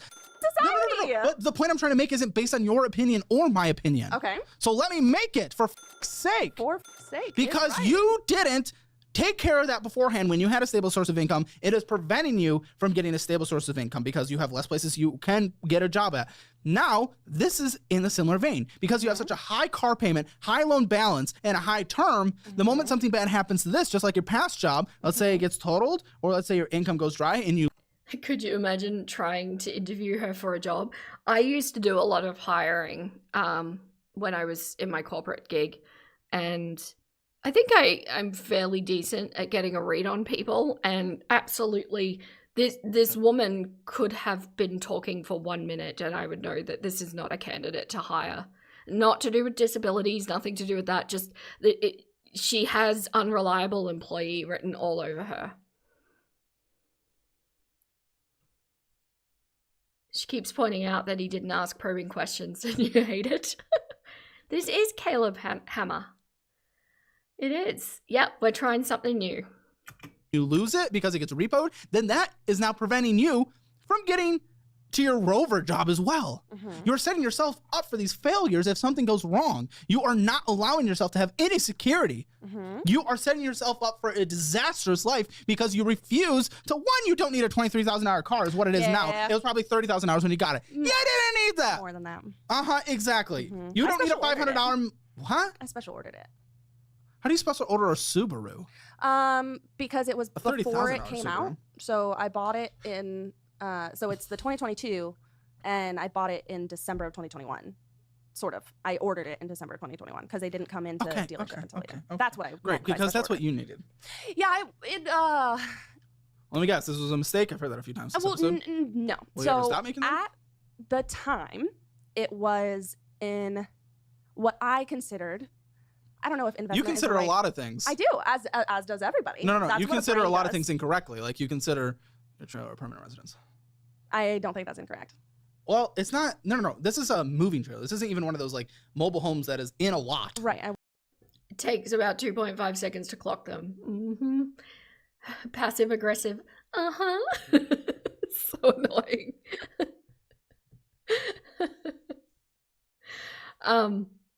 I think, like, people are nuanced, right? And when we're talking about people as a whole, it's much more complex to get a feel of who they are and to get a read on them.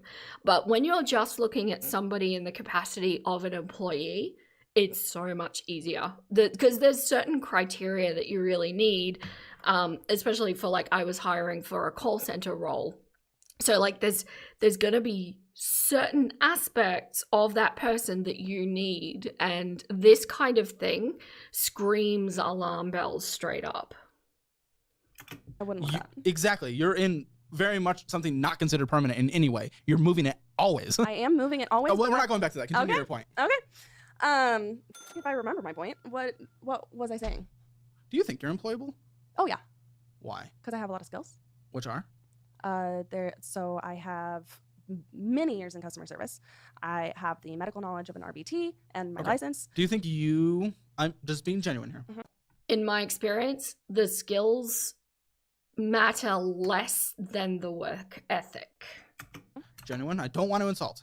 I mean, that's your job. I mean, to a point. Of course, different industries are going to be different. But generally speaking, in customer service or sales, it matters less the experience than the actual work ethic. The frequency at which you do it is a lot. Your support worker also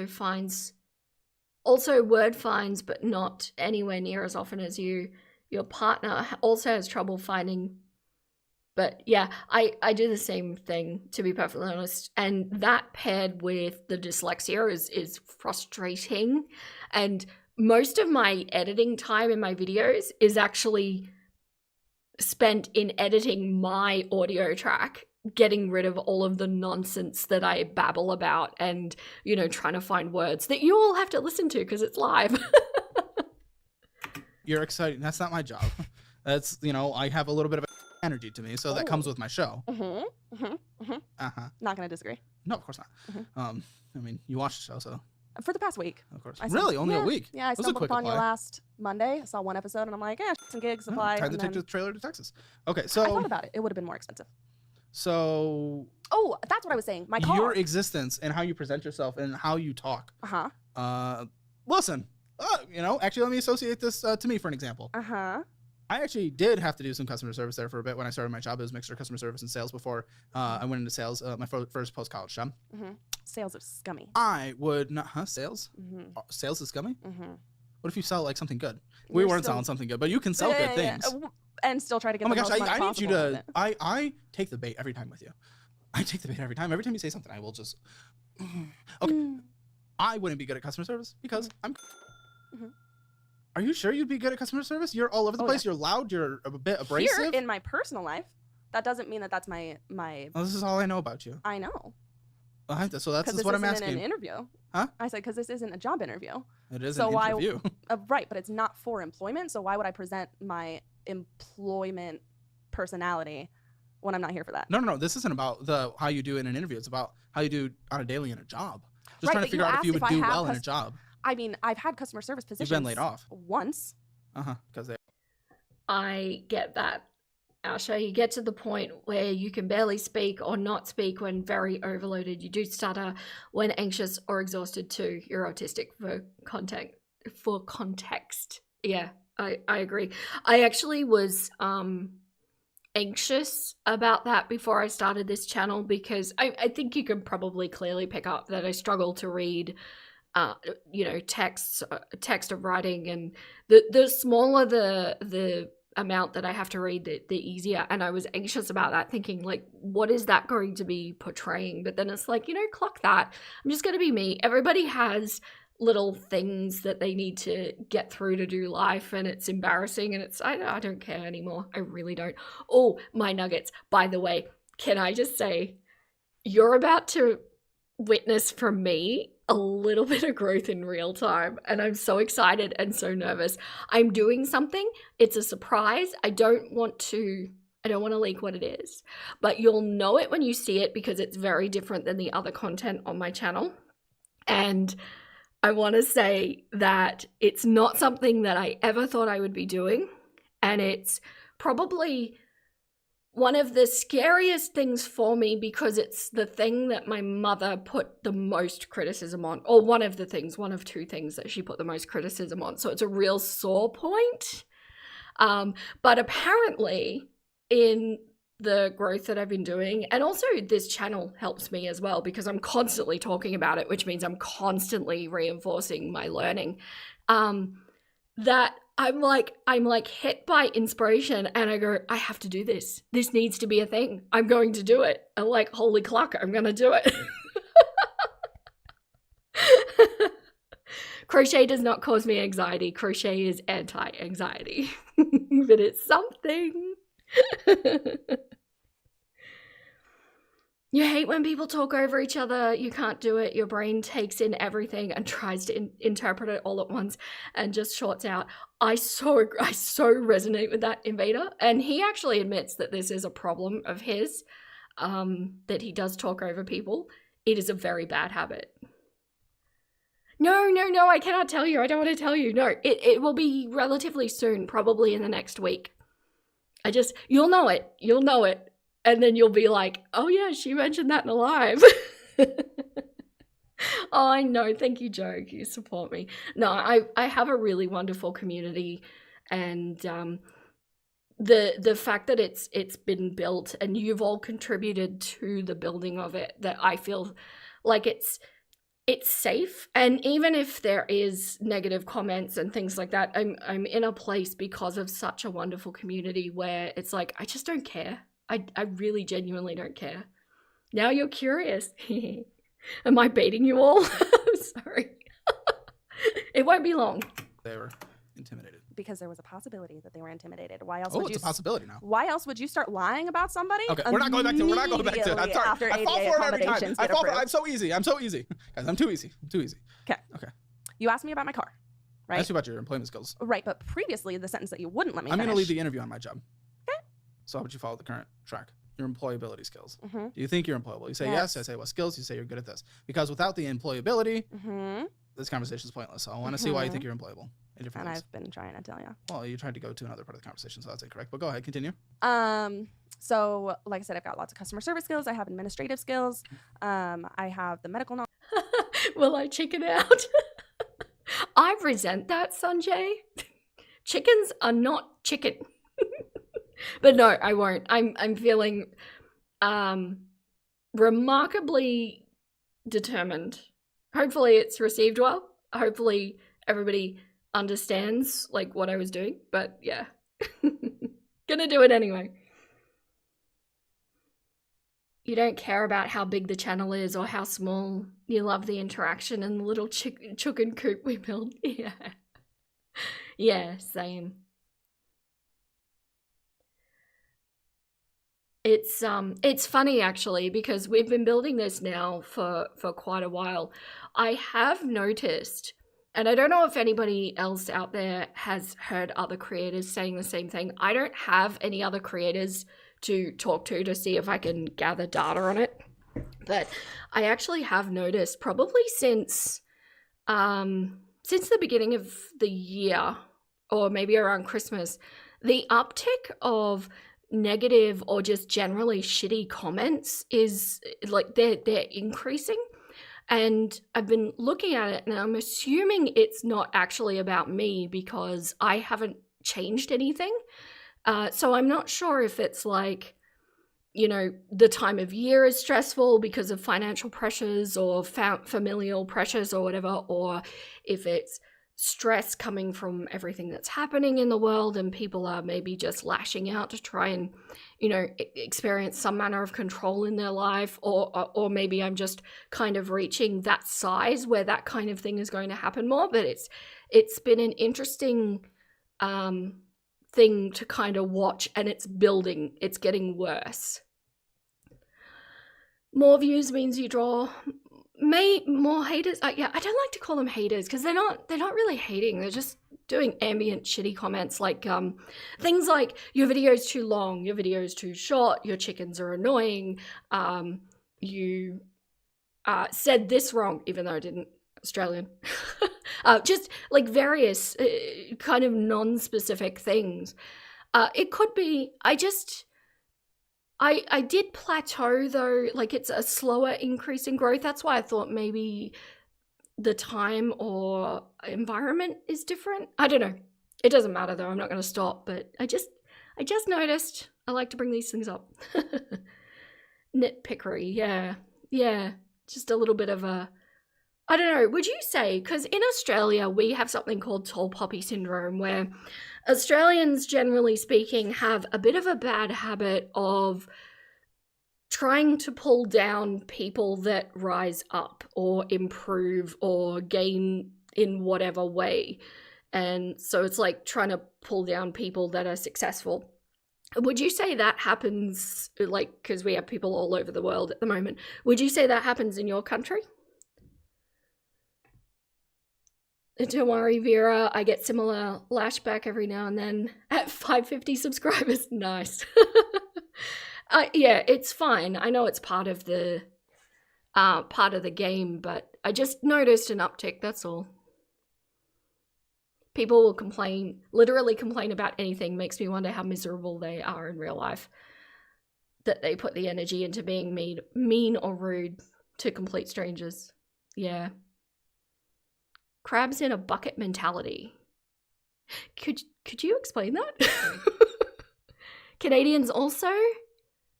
You're the one at university and you're being looked down on by your family. Wow. Please explain the crab in the bucket thing. I've never heard this.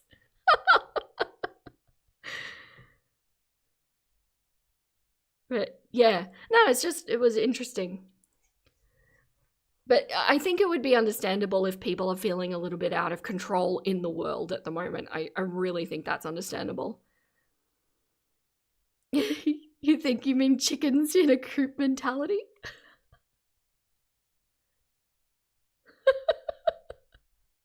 Hive mind?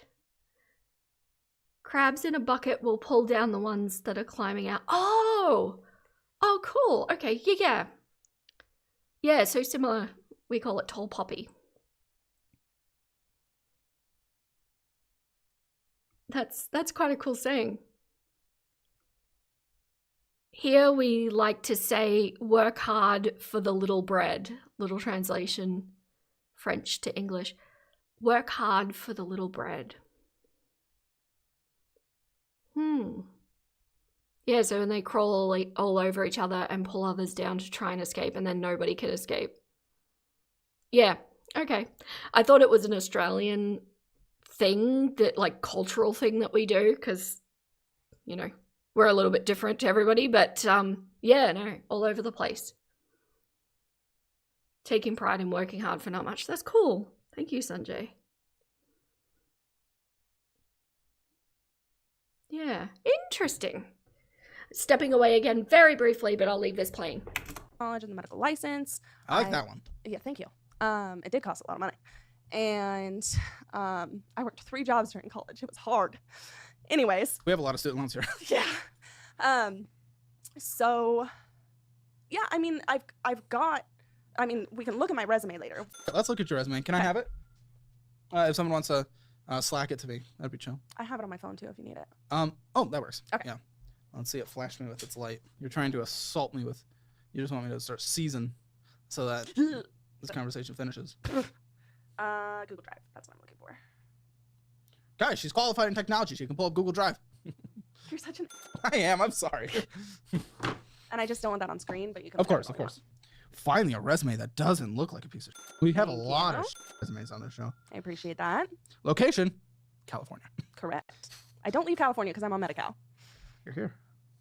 I meant living-wise. This is so vague. Like, what if I'm trying to hire you in LA and I see California? I'm like, That's why I only apply for remote positions. Which is becoming so much more scarce. And because of the scarcity and everyone wanting them, they are the most competitive jobs in the United States. Yeah, I've had type of jobs, at least. A New York-based and a Texas-based. I hope so. And then right now I'm doing my tattoo artist for her admin stuff. Ooh, okay. I will say your passions and interests definitely, you can start vibing politicalness from it, because you can start vibing. Listen, I'm not against someone who's for animal rights. Obviously, I am too, or human rights, or environmentalism, mental health, you know, authenticity and kindness, and you know, that kind of stuff. But once you start putting that as just as important as the key skills on here, I start seeing that, and well, I can see other people seeing that as, oh, she's gonna come in here, she's just gonna cancel the company. What do you mean by cancel the company? You know exactly what I mean. There's certain people. I wouldn't have asked if I did. Huh? I wouldn't have asked for a clarification if I knew exactly what you meant. That the moment this isn't something like that. There's probably a lot of places where it's just like, how do I want to phrase this? Let me think about this. Where it's just like, why stir up?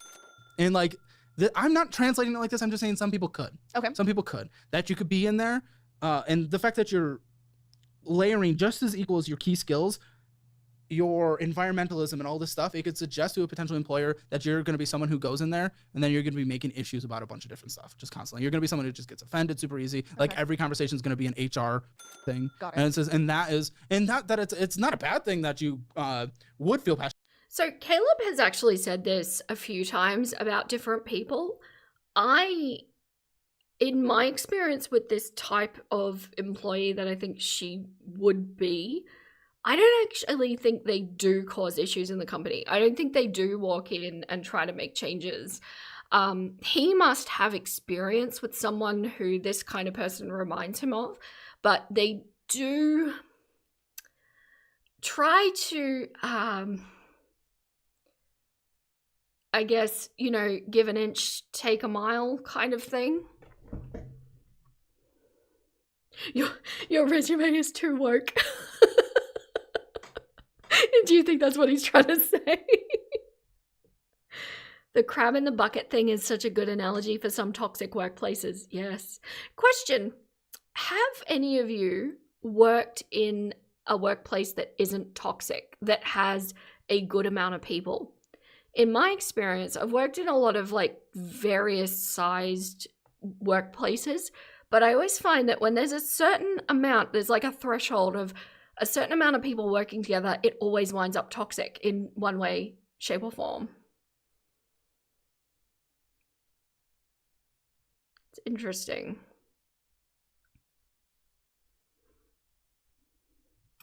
About things. It's not, but it's just you indicating it just as important as your customer relation skills, your veterinary medicine skills, leadership skills. It's just as equal on your resume. It's the same size. Actually, no, passions and interests is actually bigger on your resume.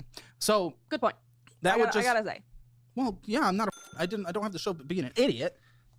Actually, I'm an idiot on a lot of things, but this is the stuff that I'm relatively good at this. Okay. And then work experience, it's all over the place. So what we're having here, what kind of remote jobs are you applying for? Administrative, healthcare, veterinary care, pet insurance. Okay, so a lot of it's pet, and then we have administrative, and then in here I have the mixture of both. What I would instead have is a resume focus on administrative and a resume focus on animal. Okay. And I get that you have the experience on both fields, but having 1, 2, 3, 4, 5, 6, 7, 8, 9, 10, your last 10 experiences, those are all of my jobs. Exactly, that's a bit much. Okay, I would have the most critical focused on what you're applying for. If you have to, move a number a little, like to make things work, it's not nothing in the. You worked a retail job that was very non-toxic with 20-ish employees. That's so cool, Neo. That is so rare in my experience. That's amazing. Last workplace was a team of 12. It was super toxic, but they let one person go and all the toxicity disappeared. Also, hello, Secret Bird. I haven't seen your name. Welcome. It's interesting, isn't it? I don't know. I do think management has a lot to do with it. I find in a workplace, I'm actually really okay if I have a boss that I can respect. Everything goes downhill when I don't have that, which unfortunately in the times we live in, more often than not, it's not going to be a good boss or manager. Took them 10 years to figure it out. Wow. Could you imagine being the person where your removal, but for you, everything is great?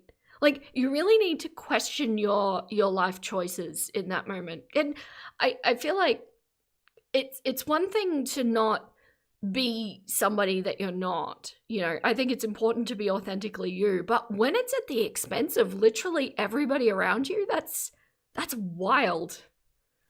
World, because you're still not lying about your real experience, Right. So having resumes focused on what you're going for. If you're applying for an administrative job and 75% of this is I was working as a vet tech, I'm like, I'm probably gonna hire the person that the resume is focused on administrative tasks. Yeah. Think about your budget: rent, groceries, maybe a streaming subscription here and there. But here's the thing: are you actually necessary fees? It's a solid way to keep. Scan the QR code or head to the link in the. As far as my management and shift lead positions, those were more towards the beginning of my work life. It's at the top. Administrative assistance is at the top. Usually that's the most recent. Supervisory and management is what I meant. Because I was well then you typed it wrong. No, down here. Oh, so you put your most recent at the bottom? No, if you would have let me finish my sentence. Okay. Thank you so much. Oh, sorry about You're the table. welcome so much. So my managerial and supervisory experience was more towards the beginning of my work history, which is why that's down at the bottom. Okay. But if I take off those first two jobs, where do I put my supervisory That's experience? why I said maybe we tweak a number. Okay. I'm not advocating for lying necessarily. I don't want to be on the record for that, but it's just tweak. Yeah. A little tweak, okay? Yeah. When I was close to 2 years in product management and I started looking for another job, I said I was 2 years. I was close. Yeah. So tweak. All that matters in the end is can you actually bring the skills and perform in the company? Yeah. So those are the things I would focus on. What? You applied for a job once and he said that you can't bring in your husband's resume. That is bad. Small rant, small side quest nuggets. So, I obviously live rurally. I've talked about this before. The temperaments out here, I would say, are a little more traditional than you would see in a city. But having said that, I've done everything from fiber arts and sewing to repairing small engines. I have a lot of hobbies, many, many. And the men out here have never said, things like I can't do things, or they've always been very, very supportive, open-minded, if not quite understanding me, at least accepting me, right? Okay. So I've never experienced any sort of like sexism out here, which I kind of would have expected considering things are a lot more traditional out here. But the other day, I've just started telling people what I'm doing here, because I've been living a double life. You've all been secret. My little, secret chicken playtime. But this guy from the community asked me what I was doing, and I kind of explained what I was doing, and I was talking about, following the TikTok lawsuit and interpreting all of that because that's what I was working on in that moment. And he thought that was amazing. And then he turned to my husband and said, "Do you help her?" No, he has no idea. I managed to do it all with my lady brain. Yes, I do. And he's such a, he's an older gentleman, definitely, but I could just see the cogs happening. It's like he couldn't believe what I was doing because this notion is so foreign to him that he fell back on some very antiquated notions, and that I could only possibly do it if my husband was helping me. He didn't mean it maliciously, he really didn't, but yeah, that's the first thing that I've encountered out here. It's like, no, I can read the legal documents all on my own. Secret playtime sounds bad. Oh, I'm sorry, King, it does. Okay, yeah, but no, you were my secret for some time. What does a woman know?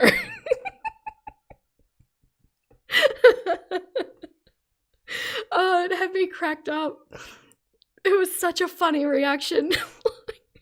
You can't say that. Oh, dear. I wouldn't try to make it an advocacy resume. Okay. Because someone doesn't want someone who advocates for themselves? Not advocate for themselves. Someone doesn't want someone coming in and trying to turn the organization upside down. That makes sense. Yeah. It's like, that's what it is. It's just terms of risk for hire, right? Oh, yeah. Also, hello, Cupcakes. I love your name. I love it so much. He wouldn't, I'm sure he didn't mean it in a malicious way. This is not who this man is, but it was just utter disbelief, I think, that he was trying to process that somebody can actually make money by going online and doing opinion pieces about public personalities and lawsuits that are going on. So yeah, it was a moment of shock for him because he'd be in his 70s. So this is a very foreign concept for that generation. But yeah. I get it. It's expensive to hire someone. Yeah. And then if we do hire you and you don't work out, it's expensive to replace you. Yeah. What did you think about the little quote at the top? It was fine. Okay. Because I think that's a big part of... Well, reading that quote specifically, I don't have it here, but reading that with the activism part, I was like, it was something about how change is critical, and I'm also okay, if we're really focused, I don't want you to come in this company and just... Because we, Brent, the historic figure on this channel, he's someone that comes into job interviews, and he's always like, here's what I'm going to change about your company, when I'm going to do all this, and it's just like... Right. No one hires those people. You should come in. You should learn the structure. You should learn, and then once you are able to speak adequately about everything...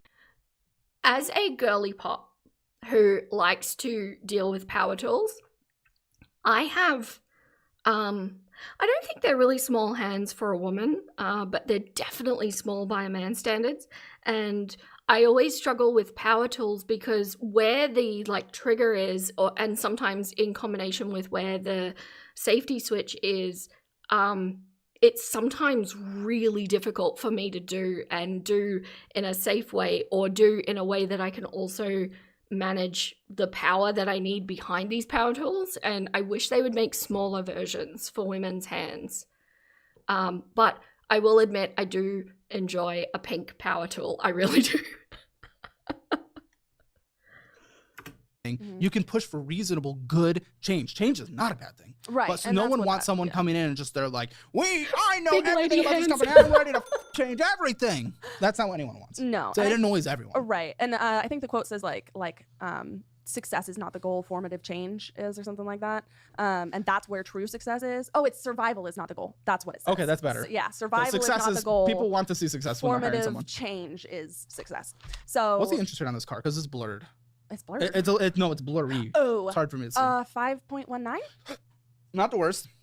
Yeah. Not the best. It's in that like gray area of interest rates on a depreciating asset. Okay. I needed a car that would last me for a very long time. How many miles are on it? How's the condition?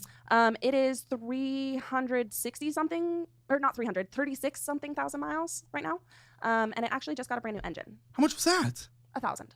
Oh. Yes, not horrible because warranty. Oh, okay, good. Yes. Okay, what am I looking at here? Because you sent a lot of screenshots because you didn't really know how to pull statements. That's actually okay. Yes, this is my lifetime camping membership. So that's where I get my water, electricity, place to park.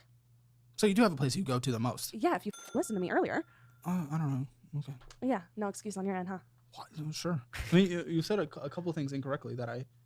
Yeah, so she's doing tiny living. She's kind of doing off-grid, but she's doing it in the most expensive way she possibly can. This is where this is going. Well, that's fine. So okay. I just want to... the record was hell on that one. So this is the loan. Once this loan is paid off, then I only have to pay the yearly... It's a loan to the lot? No. It's plot? a loan to the membership. You have a loan on the membership? If you wait and listen. I'm reacting, girl. People can react. Okay. I wasn't even asking a question. Can you imagine being in a relationship with this woman and having any sort of productive conversation that needs to go through? That all relationships have to have productive conversations at some point. I could only imagine.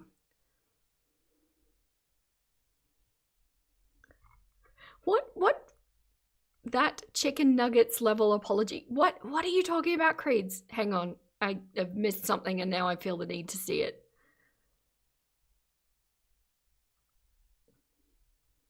No, I can't find it. Never mind. I'm amused by the use of nugget. Never mind. Not just reacting. I assumed that it was a loan after you said it was a loan. To the lot, to the whatever, but it's not. It's a lifetime membership, like I said. So once that membership is paid off, I only have to pay the... Okay. Say it. I only have to pay the annual dues, which is like $400 a year. This is a camping timeshare. Yes. This is a camping timeshare. And you know what it does? It gives me free electricity, free water, a place to live. How easy is it to get out of it when you want to? Do you have to sell your membership? You do, yes. Me. But I'm not. Me. But I'm not. If it was a membership you could cancel, I would be okay with this. I would be okay with this. Can you listen? No, 1 second. I'm just saying my opinion. Okay. You know, the guy who runs the show? Mm-hmm. Yeah, I do that sometimes. And you're also the one asking me questions and I'm trying to answer? Gosh, you're so combative. Oh, it's interesting putting two combative people together. Mm-hmm. It's, I just don't like people talking over me. We wouldn't... it's okay if you talk. If someone talks over you, you're louder than them anyway half the time. So everyone will hear you regardless. Mm-hmm. But we wouldn't last. Mm-hmm. One, I'm monogamous, so we wouldn't last. I wasn't looking for that, so I don't know why you had to bring that up, but... I forgot that he said that. I haven't seen this episode in quite a while. But so we both went to the same thought process there. Like, what would it be like to be in a relationship with this? It's hilarious. I don't remember. We were talking about the membership. Oh, yeah, the timeshare. Mm-hmm. Yeah, the really stupid decision of getting this. Okay. Yeah. What makes this having? Because you have to sell it to get it out. It's less about the secure place. But why do I want to get it out? Because I don't want a permanent residence. You are 29. You do not know what the rest of your life looks like. Mm-mm. I know nobody does. Yes, but you've bound yourself to something that you would have to sell. A product. How is it a product? Just like yep. In essence, how not to do tiny living. Like you can get kind of rental situations at these caravan yards where you can have access to all their power and water, but she's gone and done like a subscription almost that is contractual and she can't get out of. She has no idea about fine print. She's defensive to an unreal level. Yes, but like Amber, right? If this was a mobile, somewhat more functional Amber, it would be like this. I think this is how it would look. We just get a very, I mean, the way she's kind of constructed her physique, she's limited herself in how much she can interact with the outside world. She signed. Yeah, she did. Read everything. Indeed. It's like a timeshare. These ongoing dues forever. Until you're 65. That you have to. Oh, great. Yeah. Well, that's close. This is that you have $400 a year for free electricity, free rent, and a place to park. In your situation, but it is still issue. It's less about that. It's a bad decision? Hold on. $400 is actually a lot of money to you. So don't try to act like an entitled little brat. Okay. All right. Mm-hmm. You can't barely pay a $500 bill. I don't know how you're going to next month. So I don't want to hear about that. but also your total loan payoff is $8,135. So it's not just about that ongoing bill forever. So fuck off. It's obviously not the case. Interest is accruing like crazy. Oh, good. There's also fees. So we're getting fees and we're getting interest. Yes, she knows everything already. And I think that, cup full metaphor is kind of a good description of both Caleb and most of the guests that he gets on here. You gasped at him calling her a brat. She's US, so you don't know, but here in Pacific Coast, Canada, and RV parks are unattainable. Oh, because of the housing crisis, right. Yeah, I mean, that could be a thing. I don't know if she got this before there was a housing crisis, though. But again, it's thinking outside the square too, though, because once you get out of cities, things start getting very limited in cities. And like, let's be honest, it's not like she's working and needs to get into a day job anyway. But you start getting out into rural. Farmers have little corners everywhere that are unused, where if you built even just a tiny bit of community, you would find somebody quick smart that is happy to have you on their little corner of land so long as you maintain it. There's so many solutions to problems, but the issue that I see with a lot of people on this show is that they don't bother to educate themselves or even remotely think outside of the square to create a creative solution to a problem that they have. And before moving to this life, anxiety is something that I've dealt with a lot. But going to the kind of life that I'm living now, there's a lot of uncertainty, like a lot. You can't plan things in the same way that you can when you have a normal 9-to-5 job living in the city, whatever. And you kind of learn to get past the anxiety and past the stress, because if you invest time into yourself and your skills and become an actual useful person, you realize that it doesn't matter what problem crosses your path. You will work it out. You will find a solution. It may not be the ideal situation immediately, but you will find a solution and then you will work to improve it. And this kind of mindset that this woman has, and that Amber has too, is like, I want everyone to come and fix everything for me. I want you to come up with the solution. You need to fix me. And I will sit here and I will wait for you to do it. And it's just not how life works. You're never going to get ahead or live any sort of fulfilled life waiting for somebody else to come and rescue you. Speaking from personal experience as someone who was waiting to always be rescued to now rescues herself at every turn, it's so much less stressful to live like this.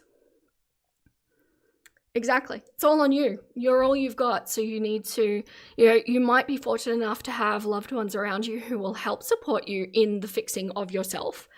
But yeah, it's all on you. There comes a point when you realize no one is coming. Yes. Do you know, I had a really visceral version of that. I actually had it in one of my videos and then cut it out for some reason. I don't know why. When I was at my heaviest, I had lost all of my martial arts fitness and everything.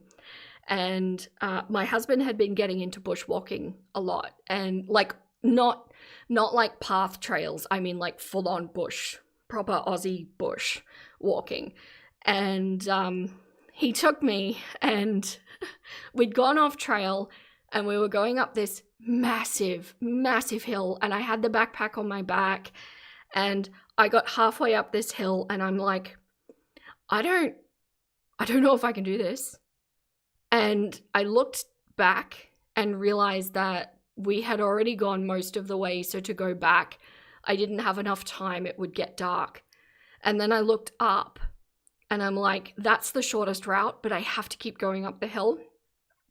And in that moment, I'm standing there and I'm shaking and I'm exhausted, and I just think, nobody can get me out of this. There's nobody. Like, my husband can't carry me up the hill. I'm too heavy. I I can't wait for a park ranger or whatever because we're off track. There's nobody coming. There's nobody. So I looked at my feet and I put one foot in front of the other in great pain, and I got myself the cluck out of there. And it was one of those pivotal life lessons, you know? You save yourself. Night, Heather. Yes, you cry, get back up, gotta keep going. That's it. And that's the metaphor for life. That's it. You can sit down, you can have your little cry, you can have your little pity party, but you get back up and you fix it yourself. But yeah, anyway, that was my little thing. What's the interest on this then? Mm. How do you not know? You signed up for... I signed up for it over a year ago. So you ago. thought this is good, but you don't even know if it's good. I know that I needed a place to live. I know that I need electricity, and I know that... Yes, do it crying, do it scared, do it anxious, do it tired, do it exhausted. Just do it. Do the clucking thing. Are you gonna cry about it or boss up? First off, I'm going to do both. Yes, you are. And that's okay, so long as you do the clucking thing. That I need water. Oh, sorry. I just saw Sanjay. Oh my God, I experienced something very similar during hiking. One feet in front of the other and all the focus on only that. Yes, and that metaphor, like that's a very physical, very real version of it, right? But that metaphor in life, sometimes, you know, life is not going to be exactly the way you want it. Sometimes it's going to be very challenging, and sometimes when it rains, it pours. And sometimes going through life like that, it's like, okay, just what's the next thing? All right, I need to get out of bed. What's the next thing? I need to brush my teeth. What's the next thing? I need to make coffee. You know, and it's just that next step thing sometimes that is important to focus on.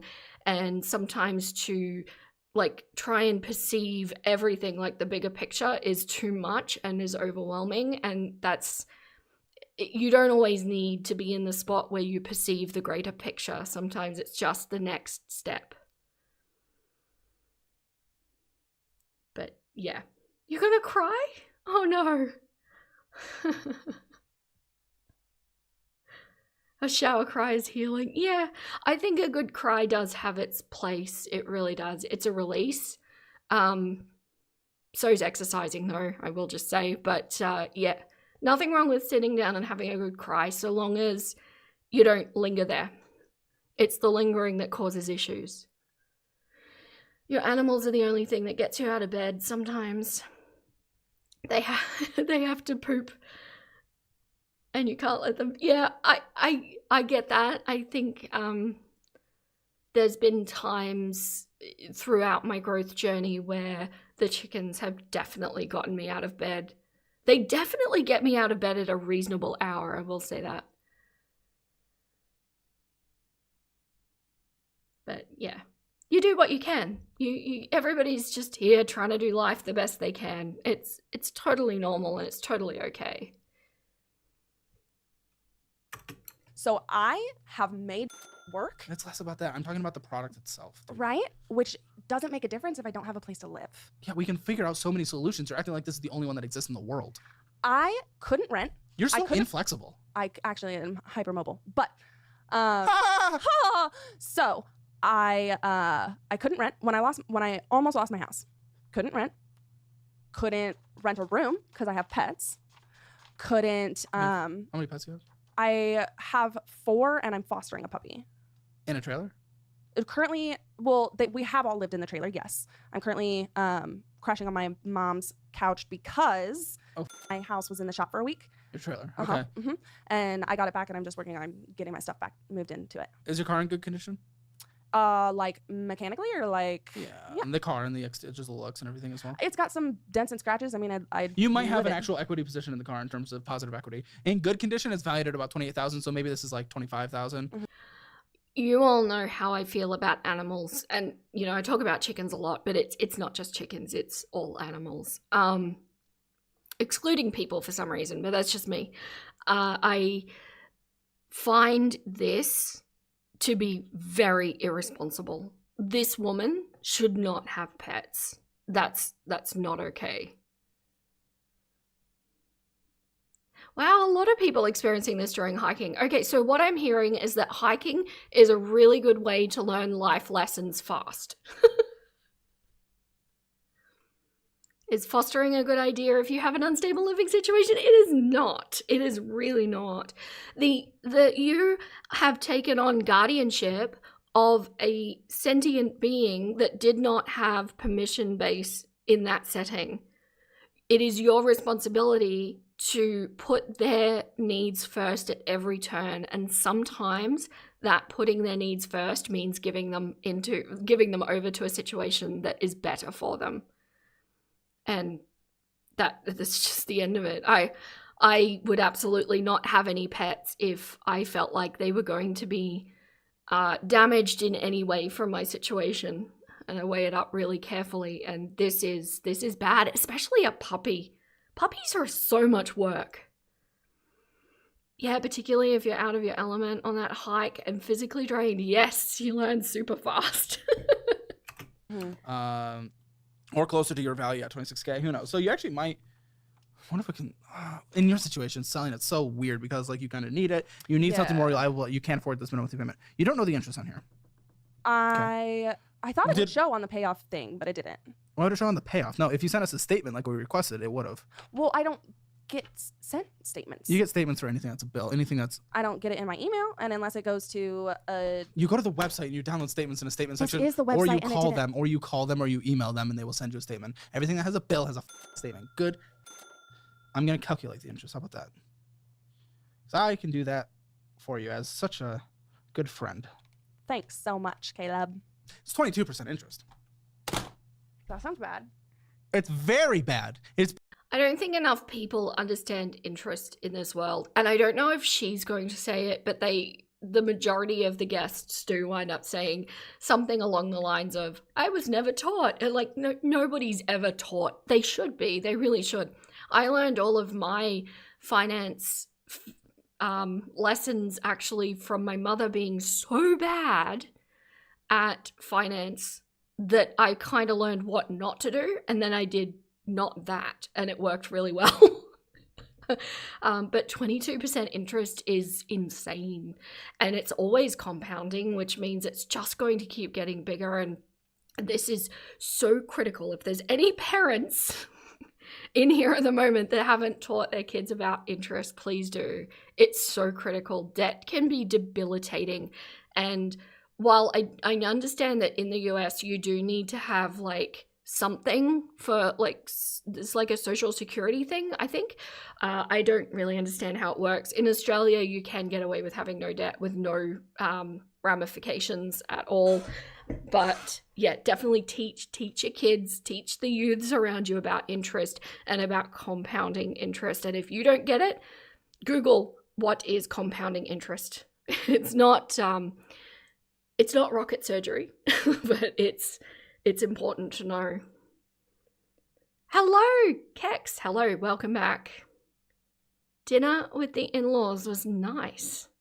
My goodness, how fortunate is the word that comes to mind. Yeah, you wish you all had required economics classes. I think it would go so, like, just the basics, like how to run a basic budget, how to pay bills, how to manage bills, how to work out, like, if something is worth it based on your paycheck, how to understand interest and compounding interest, and how to work out, like, how to rationalize if you're purchasing an item on a credit card that has 20% interest, for example, how much that item is actually costing you. You were required to take multiple finance classes in high school. That's cool. We did not do that.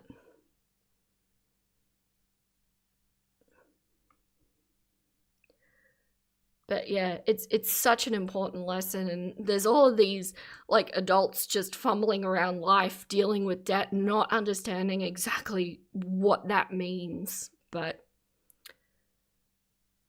also how your country's economy works at a high level is very eye-opening. Yeah, it is. You always hated it when people would tell you, didn't your mum teach you? No. No. No. My mother gave $6,000 to a Nigerian prince, and that is everything you need to know about her.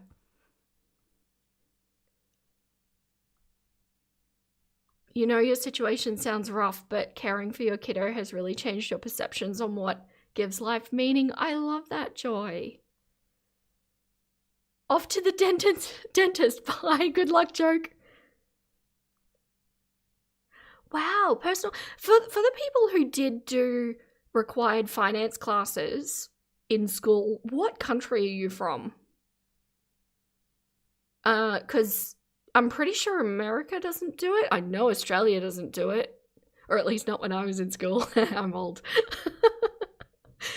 Choice Nigerian prince is my dad. That's very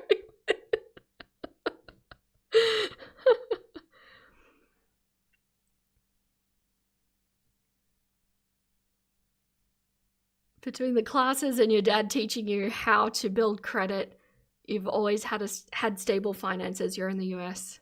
That's cool. Okay, so maybe it's not consistent across the whole country. Maybe it's state-wise or maybe even school-based. But yeah, it's critical. It's state-based. Cool.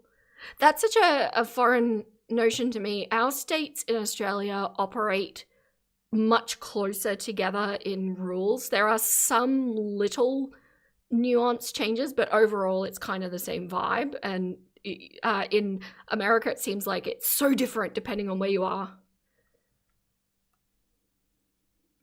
Beyond bad. I need a place to live. Listen, you don't get it. I mean, yes, you need you are acting like it is the only solution. I wasn't there. We could have brainstormed. We're going to brainstorm before you're at now, but you act like I can't have a boss. It's the only place I could live. You're inflexible. A 23% interest for a cup of water and electricity. Same French. We did do, although I think it's stopped now, home ec, which was cooking and sewing. I actually got in trouble because I come from many generations of seamstresses, so I've been sewing since I was 7. I got in trouble in my home ec sewing class because I told the teacher that she was doing the construction wrong. This is me. Electricity is not a deal. An ongoing membership that you have to sell to get out of until you're 65 is not considered a good deal. It's a membership for not even a room, you know? It's like different. Like, at least timeshare, you have a room. But I have a room. I bring my whole house there. Yes, you bring it. You don't usually have to do that for timeshares. So you think when people go to a timeshare, they bring a room from their house and take it there? It is only I know you're going to say, only, you can't afford. It's only $250 a month to have all the electricity I need, all the water I need. You're not really being realistic right now. No, because it's less about that. Oh, it is? What is it more about? You're acting like it's the only option. It was. That's not. You're saying you can't have a boss. I don't believe you. You're not a good narrator. You're not a reliable narrator for what was like in that situation. You're really not. Because I can't disclose details. Well, then how the am I supposed to have what you consider an informed opinion if I don't have all the information? Don't be stupid. What do you mean? No then. The job thing wasn't what I was saying in uninformed decision about. It was or uninformed opinion. It was the trailer and the camping membership. Almost nothing with a 23% interest rate is considered a good deal. Listen, if this was maybe at a 5%, we could have a conversation about that. Okay. If it was a membership that you didn't have to sell, we could have a conversation about that. You have to sell the membership before 65. And it's a 23% interest. It's basically a credit card. Okay. If you can't figure that out. My rent is $250 a month. And normal people's rent is like $1,500. First of all, it's not your rent because you're not getting an actual place. You're just getting access to utilities. Oh my God. Those are utilities. You're paying a place to live, not rent. It's a place for you to put your trailer. And have water and electricity. Yeah, this is a $250 a month utility payment. And a place to live that's secure. I can't just I'm gonna move on. Like I can, and I'm gonna have to live in an alley for a while. She does think she's winning because in her mind she can't. It's like she decides that whatever she thinks is fact, and then there's no other option around that. Because $200 a month for what she's getting seems steep. It seems really steep. But, you know, maybe it is the housing crisis. I don't know. Maybe it works differently in the US, potentially. But yeah, she is condescending. I agree, Kex.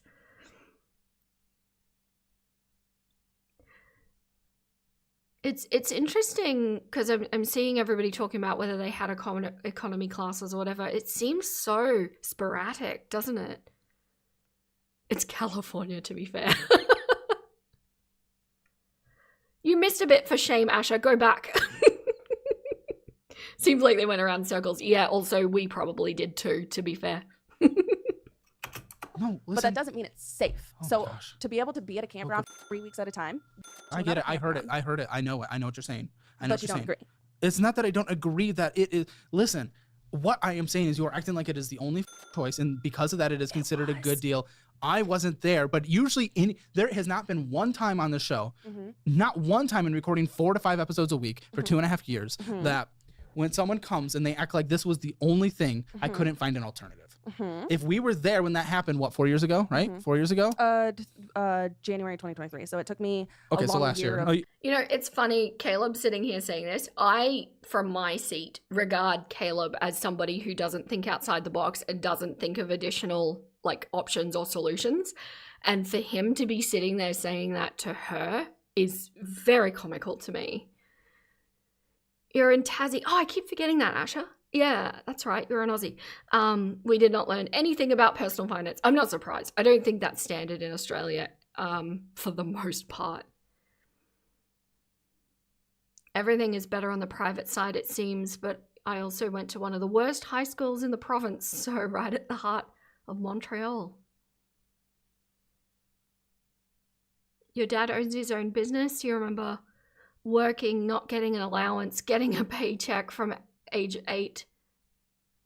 Now he was also my first bully, but taught me the value of $1. Yeah, and not just the value of $1, but like thinking of it in terms of what you're earning. Because here's the thing, here's what created this whole thought process for this lifestyle that I'm living now. Like I said, my husband and I were earning good money in our jobs when we were living in the city, and we were going out to eat a lot, like at restaurants and things like that, and at various entertainment things. And it kind of worked out that I would have been working for a solid week to pay for the month's, like, food. And when you kind of put it into a percentage, like how many days or hours would I have to work for this thing? When you put it into that context, and then you sit back and you go, am I okay? Am I okay working in a job that makes me miserable for a week in order to fund somebody else's business? Am I okay with that? I was not okay with that. And then you start to look at other things, and slowly but surely it all gets whittled away. And my husband and I now live a very simple life, but it also allows for little simple pleasures that mean a lot more, because when we have them, it's more special compared to when you're living a lavish life. You're getting it all the time, so it's less special in a sense. Hello, cat lady. I'm so glad you caught alive too. Yes, your mum had a cash envelope system. I started that way. I did. But it's important, and I feel like if parents sit down, you can have a fairly age-appropriate conversation about budgeting pretty easy with kids, even if it's like a token system. Like even, I don't know, Lego bricks. It's like, okay, we get this many Lego bricks per week, and this is how many Lego bricks it takes to eat. This is how many Lego bricks it takes to live in this house, and so on and so forth. And I think it's important to start building those notions. I wish my mother had have done that. I remember my mother, like, we constantly had the electricity turned off. Not once in my adult life have I had the electricity turned off because I budget for it. I know it's coming. It's a regular bill. It's not a surprise. Sorry if I sound judgy if you've had your electricity turned off. That's not what I mean. I'm judging my mother, not you. But she didn't take the time to teach, probably because she didn't know either. You do that all the time. Like this meal costs you an hour of work and you'll finish it. Is that worth it? I don't know. I really don't know. Your mother had your father's account completely overdrafted and he had to make a second account for himself to be able to pay for and receive money for livestock for his hobby farm. Oof. You're a visual person, so it was great. You would ask, can I buy this? And she would say how much money is in the last envelope. Oh, that's so great. I love that. Yeah, with some things, it's not a choice. You need them to live. But that's it. And then things start to have, emphasis put on them. Like I used to buy shoes all the time. I don't know what it is about shoes, but I now haven't bought a pair of shoes in... I bought a new pair of work boots maybe 3 years ago, only because the previous ones were falling apart. But like actual shoe purchases hasn't been done in years because I don't need it.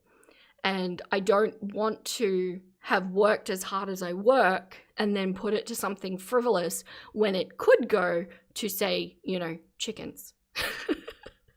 But you get my point. I'm joking, by the way. But it starts to put things into perspective of what really matters and where is my time going. Where is my time for work going and what's it going to? But yeah. Almost 2 years ago. Yeah, so it took me a long year of planning the trailer that I could tow with my car and we could brainstorm, we could look at resources. Which I did. And you did, based on you. I've had other people do things and they think, again, something is the only way. Sometimes when you talk outside of your own little bubble, you might get some more information. But it doesn't matter, it's where we are. You think that I don't think you make a lot of assumptions. Just based on experience. Okay, that doesn't mean they're right. No, it doesn't, but at least I would have tried. And we could have tried to figure it out. Because that's what that says. It's not based on you trying. I said maybe I could have come up with something. Maybe my team could have come up with something. But that's the best. That's what I just tried to say. But you wouldn't let me move on. 2 weeks of marriage, huh? Mm-hmm. That makes sense. That wasn't very nice. Oof. $480 minimum monthly payment on that. So now we're at $1,000. Are you okay? Oh, I'm sorry. That was not very nice. No, it wasn't. I was just trying to make a jab. I'm sorry. Like, I did not mean for that to be insulting. Oh, okay. Take a moment. I'm sorry. Well, let's take a moment. Yeah.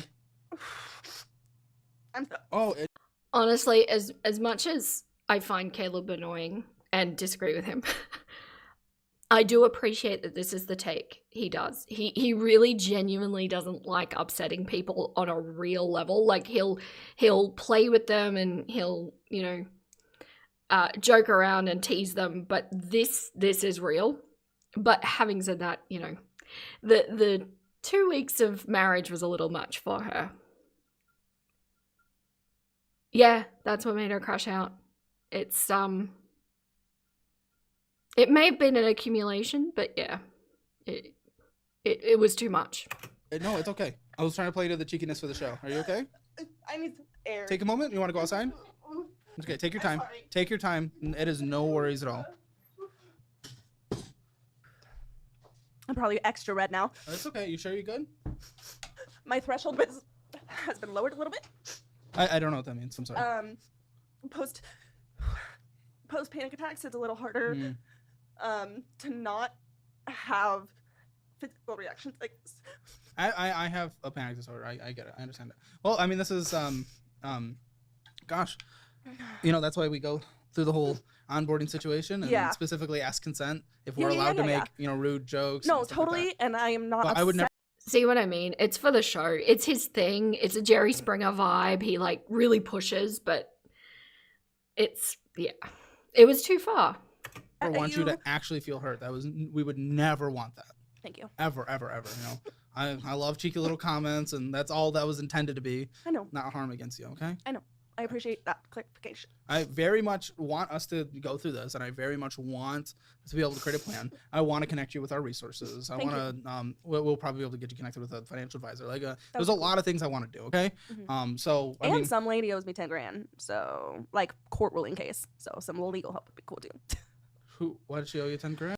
Full-blown panic attack seems a bit much for what happened. She needs help. Yeah. Honestly, I've been there. I understand this. I get where she's at there. I can feel it. But something that, and why I find this show interesting from a behavioral thing is I think in a lot of the cases in the guests that he gets on his show is the finance stuff is a symptom. It's a side effect of an incorrect thought process or not enough learning or arrested development or, whatever. And clearly this woman needs to work on some other stuff first, get that right, start learning how to adult and how to be functional for her in whatever way that looks, just so long as it's supporting her and her animals in a reliable fashion, and then start working out the finances. And it's tricky because I think it's so easy for people to get themselves into a dire situation when it comes to money, and then it's like, well, by necessity, it becomes the most important thing where it actually needs to be treated like a symptom, and that's hard. It makes it really hard. Honestly, two weeks of marriage might explain a lot about decisions and communication. It might, absolutely. She can't go through life like this, repressing until you blow out. It's not healthy. It's not. It's really not. And it's not effective. And look, speaking from my personal experience, I'm not going to say that this is the case for everybody. What I will say is that I don't experience panic attacks anymore. I have made it a rule within myself that panic attacks in my life are no longer an acceptable way of dealing with things, which leaves me with just feeling yucky for a time, and that's very unpleasant, but it's not a panic attack. In my case, I think I learned that panic attacks are a coping mechanism because when you panic and when you check out, somebody else is going to come and fix the situation for you. And that is such it's an embarrassing thing for me to admit, but it is the result of how I learned life works as a child, then learning that as an adult, it just doesn't work in life. And this is not a judgment on anybody who has panic attacks. That's why I say this is for me. But I do kind of wonder if she might be using them in the same way. So it's not healthy. It's not. She needs to stand up and be in the sensations that things aren't comfortable and learn how to fix them herself. Oh gosh, so it's my high school boyfriend's mom, and she needed life-saving surgery, and then I lent her the money for it, and then it turned out it was a liposuction, so I took her to court because she never paid me back, like our contract said. There was a contract? Mm-hmm. On the back of a receipt. I'm glad you did a contract, and the judge recognized it? Yep. Okay. Yep, so well, there I got you a go. ruling. When was the ruling? 10 years ago. Okay. The past life has been rough, and it's not unrough now, but I'm a little more emotionally and mentally prepared to handle it. 10 years, okay. Are you sure you want to continue with the conversation? I don't want you to get, because I know these conversations are hard, and I know, my personality when I get very invested in everything is definitely over the top of that. Yeah, Asher, a good example of why I say I'm not speaking about anyone else. You have panic attacks, but honestly, you don't want anyone near you, let alone to fix something. It's totally different. For me, looking at her, I think I can see something that resonates in my past self, but yes, but she really needs help. She won't get through this alone. Some people can. She can't. Could be right. She acquired so many quote-unquote responsibilities for no other reason than I want it. My total rule is simplify as much as you can, remove financial and emotional obligations so you can dig out. I so agree with that, Joy. I really do. It's like there's a time to just be insular and fix things from the inside out. She said she was 29. Pushing people's buttons until they break is a little scummy. Yeah, but like I said, they do talk about, like they have an interview pre-show about what is and isn't acceptable. The marriage was clearly on the table because he's already talked about it. So she gave consent for them to talk about that, but then it was clearly too much. So I don't know how much I want to blame him. I think she entered a show that she clearly didn't know what she was getting into, and she should have researched it because this is how they all go. But yeah, I don't know. she needs some stuff, but I don't think it's financial help at the moment. So that's why we try to prepare everyone. But I know that was was an unexpected response on my end. No, and it's totally okay. I just want to make sure. Do you want to finish this? Like I wouldn't want to. Yeah, I do, and I'm okay with crying. I know that it'll a little bit of the of your, whatever you got going on here. I don't think so. No, I just don't want to. I just don't want you to be in a position where you no longer feel comfortable to be on the show. No, I'm comfortable. I am a pretty open book. I do cry. It's okay. We had tears on the show. Yeah. Actually, in vet med, there's a medical term, epiphora, and it means excess tearing. That's like when white dogs get that gross stuff. And all my coworkers always tease me that I have epiphora. All right, so let's go on. Let's get it. I don't know what to call that last thing. I'm gonna call that. It's Thousand Trails, so I just call it TT. I call it utilities time chair. Okay. Okay. Okie dokie. You'll out yourself. You're 50 and wise beyond your years. I love it, Joy. Hey, you're not that far ahead of me, really.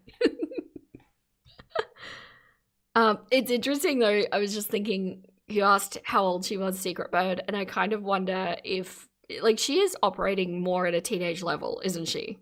Is that what you guys are getting? People are really so different, so you try not to take things personally. Mother stuff, sometimes you struggle not to take things personally, I understand, but I do like to offer alternative experiences and opinions. I love that, Asha. She reminds you of your roommate you had in college. I'm sorry, Kex. Clearly not ready for the level of adulthood required of her. Which is okay, because I think adulthood really does kind of slam into people. I do.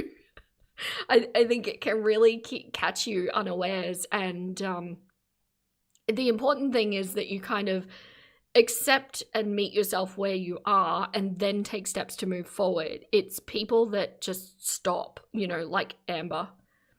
Teen, early 20s, yeah. Yeah, she's old enough. I'm not gonna, because this mother Clucker and Arrested Development. I'm not gonna say that anybody should be anywhere by a certain age, but she is clearly of an age and of a situation where it's time to at least start moving in the right direction to do things right for herself. She's definitely immature, and her high-pitched is not helping. Is it helping that I do it every time you say it? What is this? Again, this is another thing where we didn't get statements. It looks kind of maybe like a firm. It is a firm. Oh. So it's a firm. They are all Amazon because I have an Amazon addiction. I know. What's your Are these paying fours? What is it? How long do you have these firms financed? Because there's so many options now. Do you know? No. Well, I mean, it looks like you've barely made any progress on them. I mean, I'm. What are your Amazon? They are all on. Can you show me your Amazon? I sure can. Okay, $727.60. One thing I'm just skipping forward because we're going to run out of time. There is a point that I'm looking for that I think. Oh no, home again. That was not great. Might be Collections here. 8,593, and it was on a credit limit of 7,500. So why we just didn't pay this? Why? It's been on here for 4 years. So 4 years ago. There is fan art? Oh yes, I will check that out. I'm so sorry. I mean to keep going and checking the community tab on streams. If you all want to remind me at the beginning of streams, I would very much appreciate that, but I will also try and remind myself because I really love these too. Oh my gosh. Oh, look at it. I just want to see. Oh, there's some more. Okay. Is that me? Oh, and there's Silky's. Look, it's like Salt, and that could be Danny, and that could be Pep.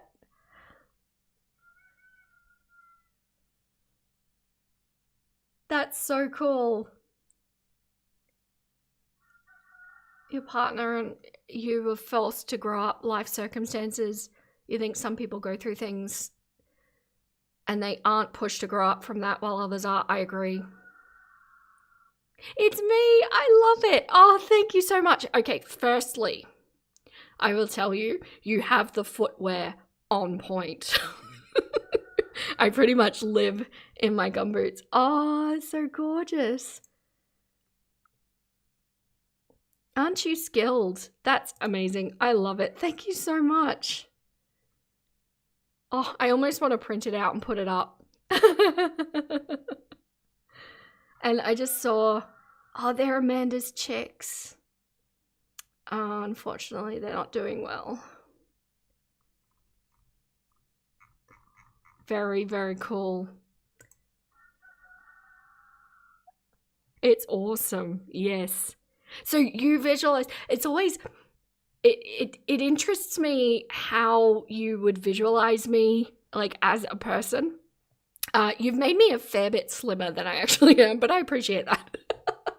But like, you know, colorings and things, because like a lot of people have said they imagine me with red hair and things like that, and I do the same thing when I listen to people that I can't see. You know, like a Megan is a good example. I have a visual of him in my head. I have no idea if it's real or not, but yeah, no, thank you so much. I love it.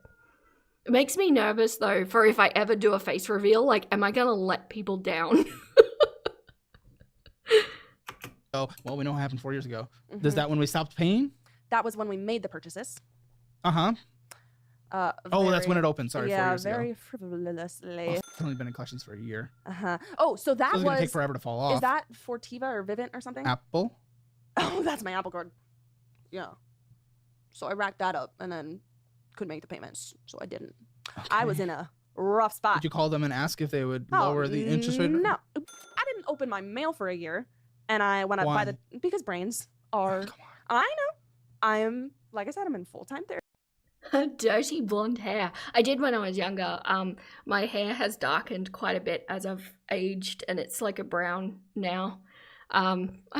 A smile that can light up the room. That's really sweet. I've been told my smile is nice. I don't know. It's one of those things I don't think you can judge yourself. You have aphantasia and cannot picture people in your mind. So Vera is the little chook to me. I have no idea what Vera looks like.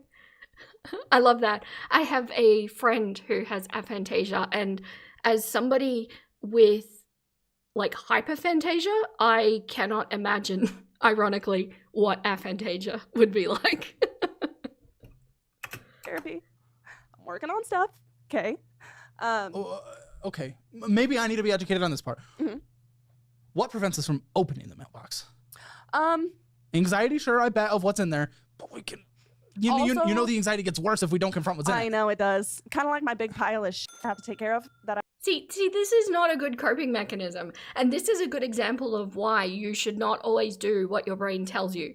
Her brain is going, bills are in letters. Opening letters is stressful. I'm not going to open letters. That's absurd. And we know that that's just going to cause a buildup. But like, just because your brain is going to tell you that you're going to feel a certain way doing something doesn't mean that that should be avoided. Hello, Trash Panda. We are going to be wrapping up very shortly, but hey, better late than never, right? I love it too. Have you all heard, non-Aussies, I mean, have you heard about bin chickens?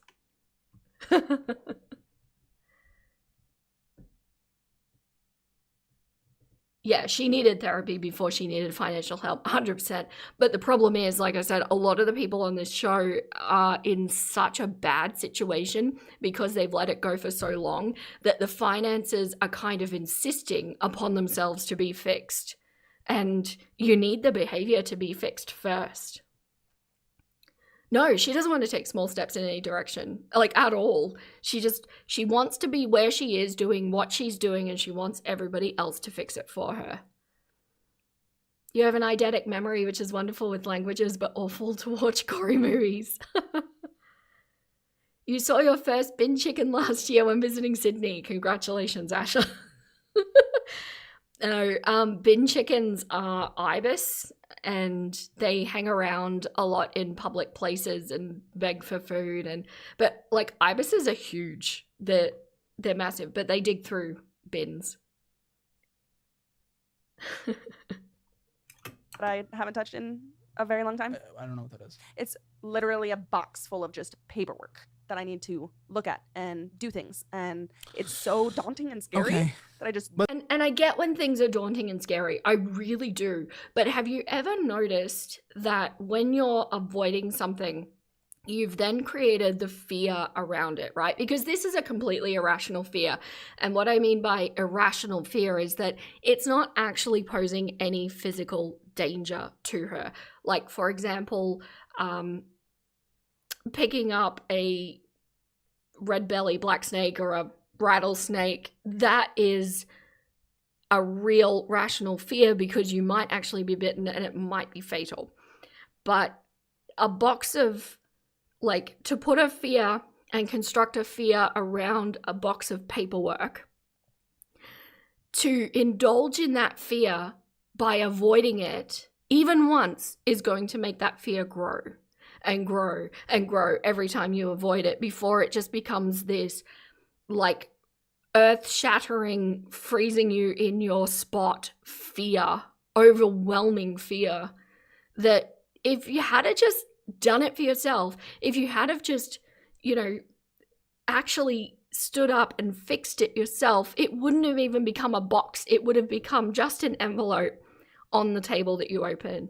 And I'm not at all saying that dealing with this is easy or comfortable. It's not, but it needs to be dealt with. I just saw only in Australia and now I'm wondering what that was. More like a crane. Oh yeah, no. Do you not know what ibises are? Is that what we're talking about? Whoops. I will show everyone what an ibis is. They're pretty big.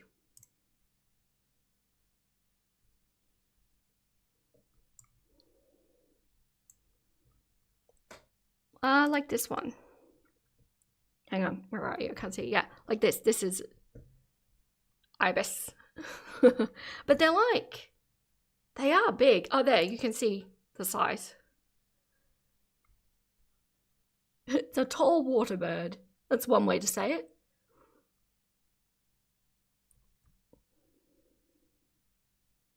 So, yeah, bin chickens. They literally, like you're seeing... I mean, they're literally standing on a bin. This is what they do. But they, like, hover around you when you've got food and stuff like that as well. You're not supposed to feed them. People do. Yeah, they're pretty large. And they come in large groups as well. They're not usually alone. Yeah. I mean, but when you're used to seeing, like, pigeons, these are much, much bigger than a pigeon.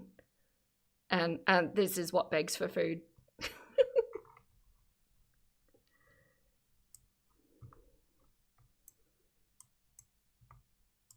Okay, get it back. There but this was a mobile app. This wasn't opening mail. So Right. So that was the Apple Card was just me not doing well, and not calling them was a matter of. And I'm sorry to keep pausing it, but this is why I say, do it scared. Just do it. Because nothing good comes of avoiding fears like this. You do it scared, you do it tired, you do it exhausted, you do it frustrated, you do it you just do the clucking thing. And it's so important. And as somebody who struggled with OCD, where of course it's natural that these things can really build up and snowball quite easily, it's like constantly keeping on top of it. And as soon as I feel that sensation of like, oh, I'm feeling avoidant at that, I do it. I do it regardless of what else is on the table to be done that day, because the fear cannot be indulged in any way, shape, or form. It gets worse.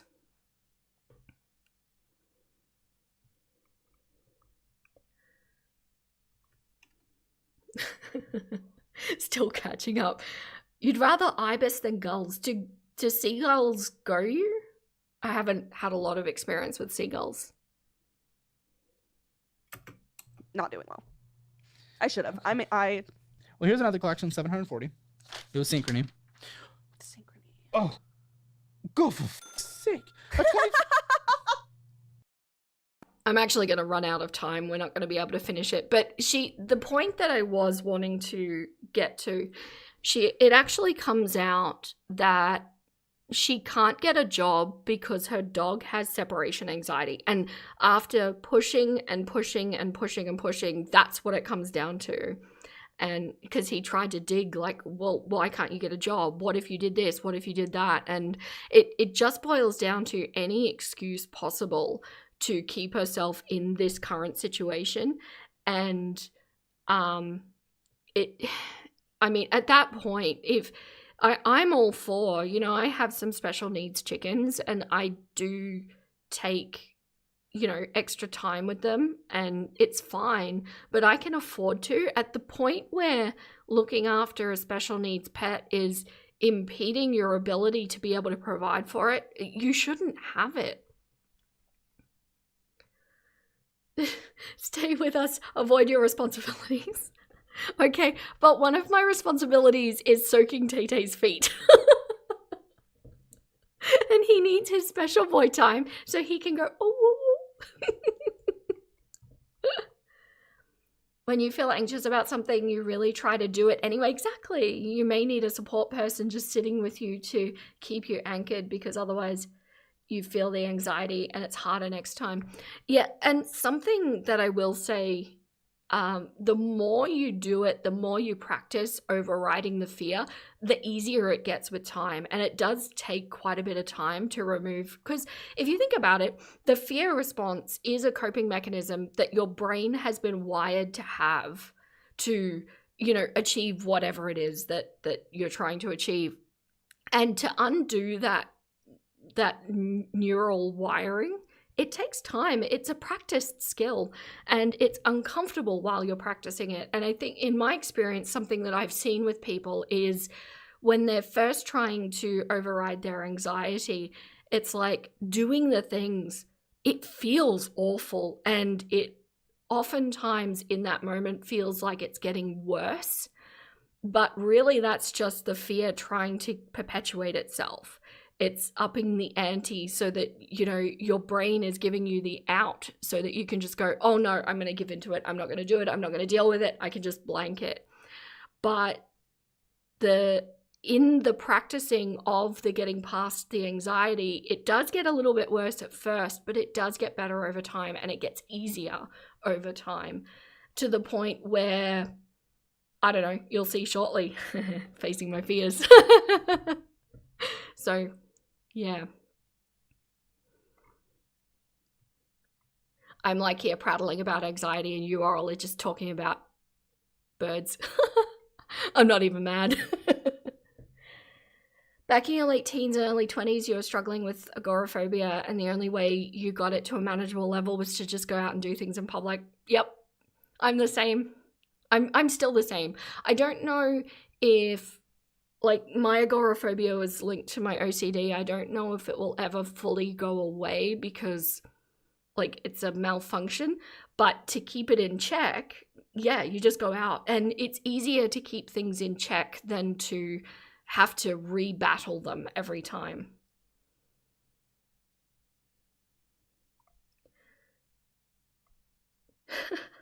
Jeez, you're being attacked by geese? Apparently geese are just as good at guarding a farm as dogs are. I would believe that, and I want to try that one day. Okay, but we are running out of time, my nuggets. I know this is fun, but I have added another time slot to my streams, and a lot of you were in it, even though I thought I wouldn't see any of you in it. And that I'm just going to run the 2 for now.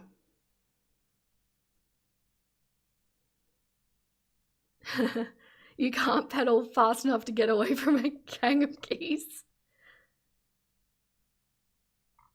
You're behind on the stream because you're facing your fear of driving so it doesn't compound. I love that, Dead Not Sleeping. I love that so much.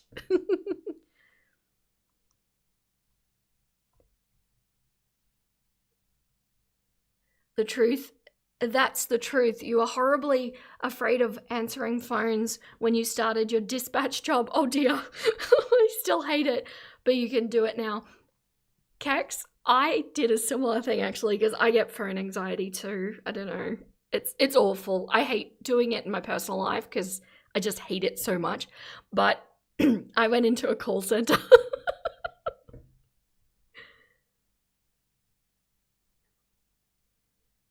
But yeah, No, we're all just here doing the best we can. In my experience, indulging fears in any way is going to make them worse the next time that you have to face it. So is it not better to be here looking after your future self, facing things even though it feels awful, doing things even though it feels awful, so that your future self can in turn do things and not feel awful? But yes, I will leave you all with that. Thank you so much, everyone, for coming in and talking, and thank you, everyone, for sitting on Twitch.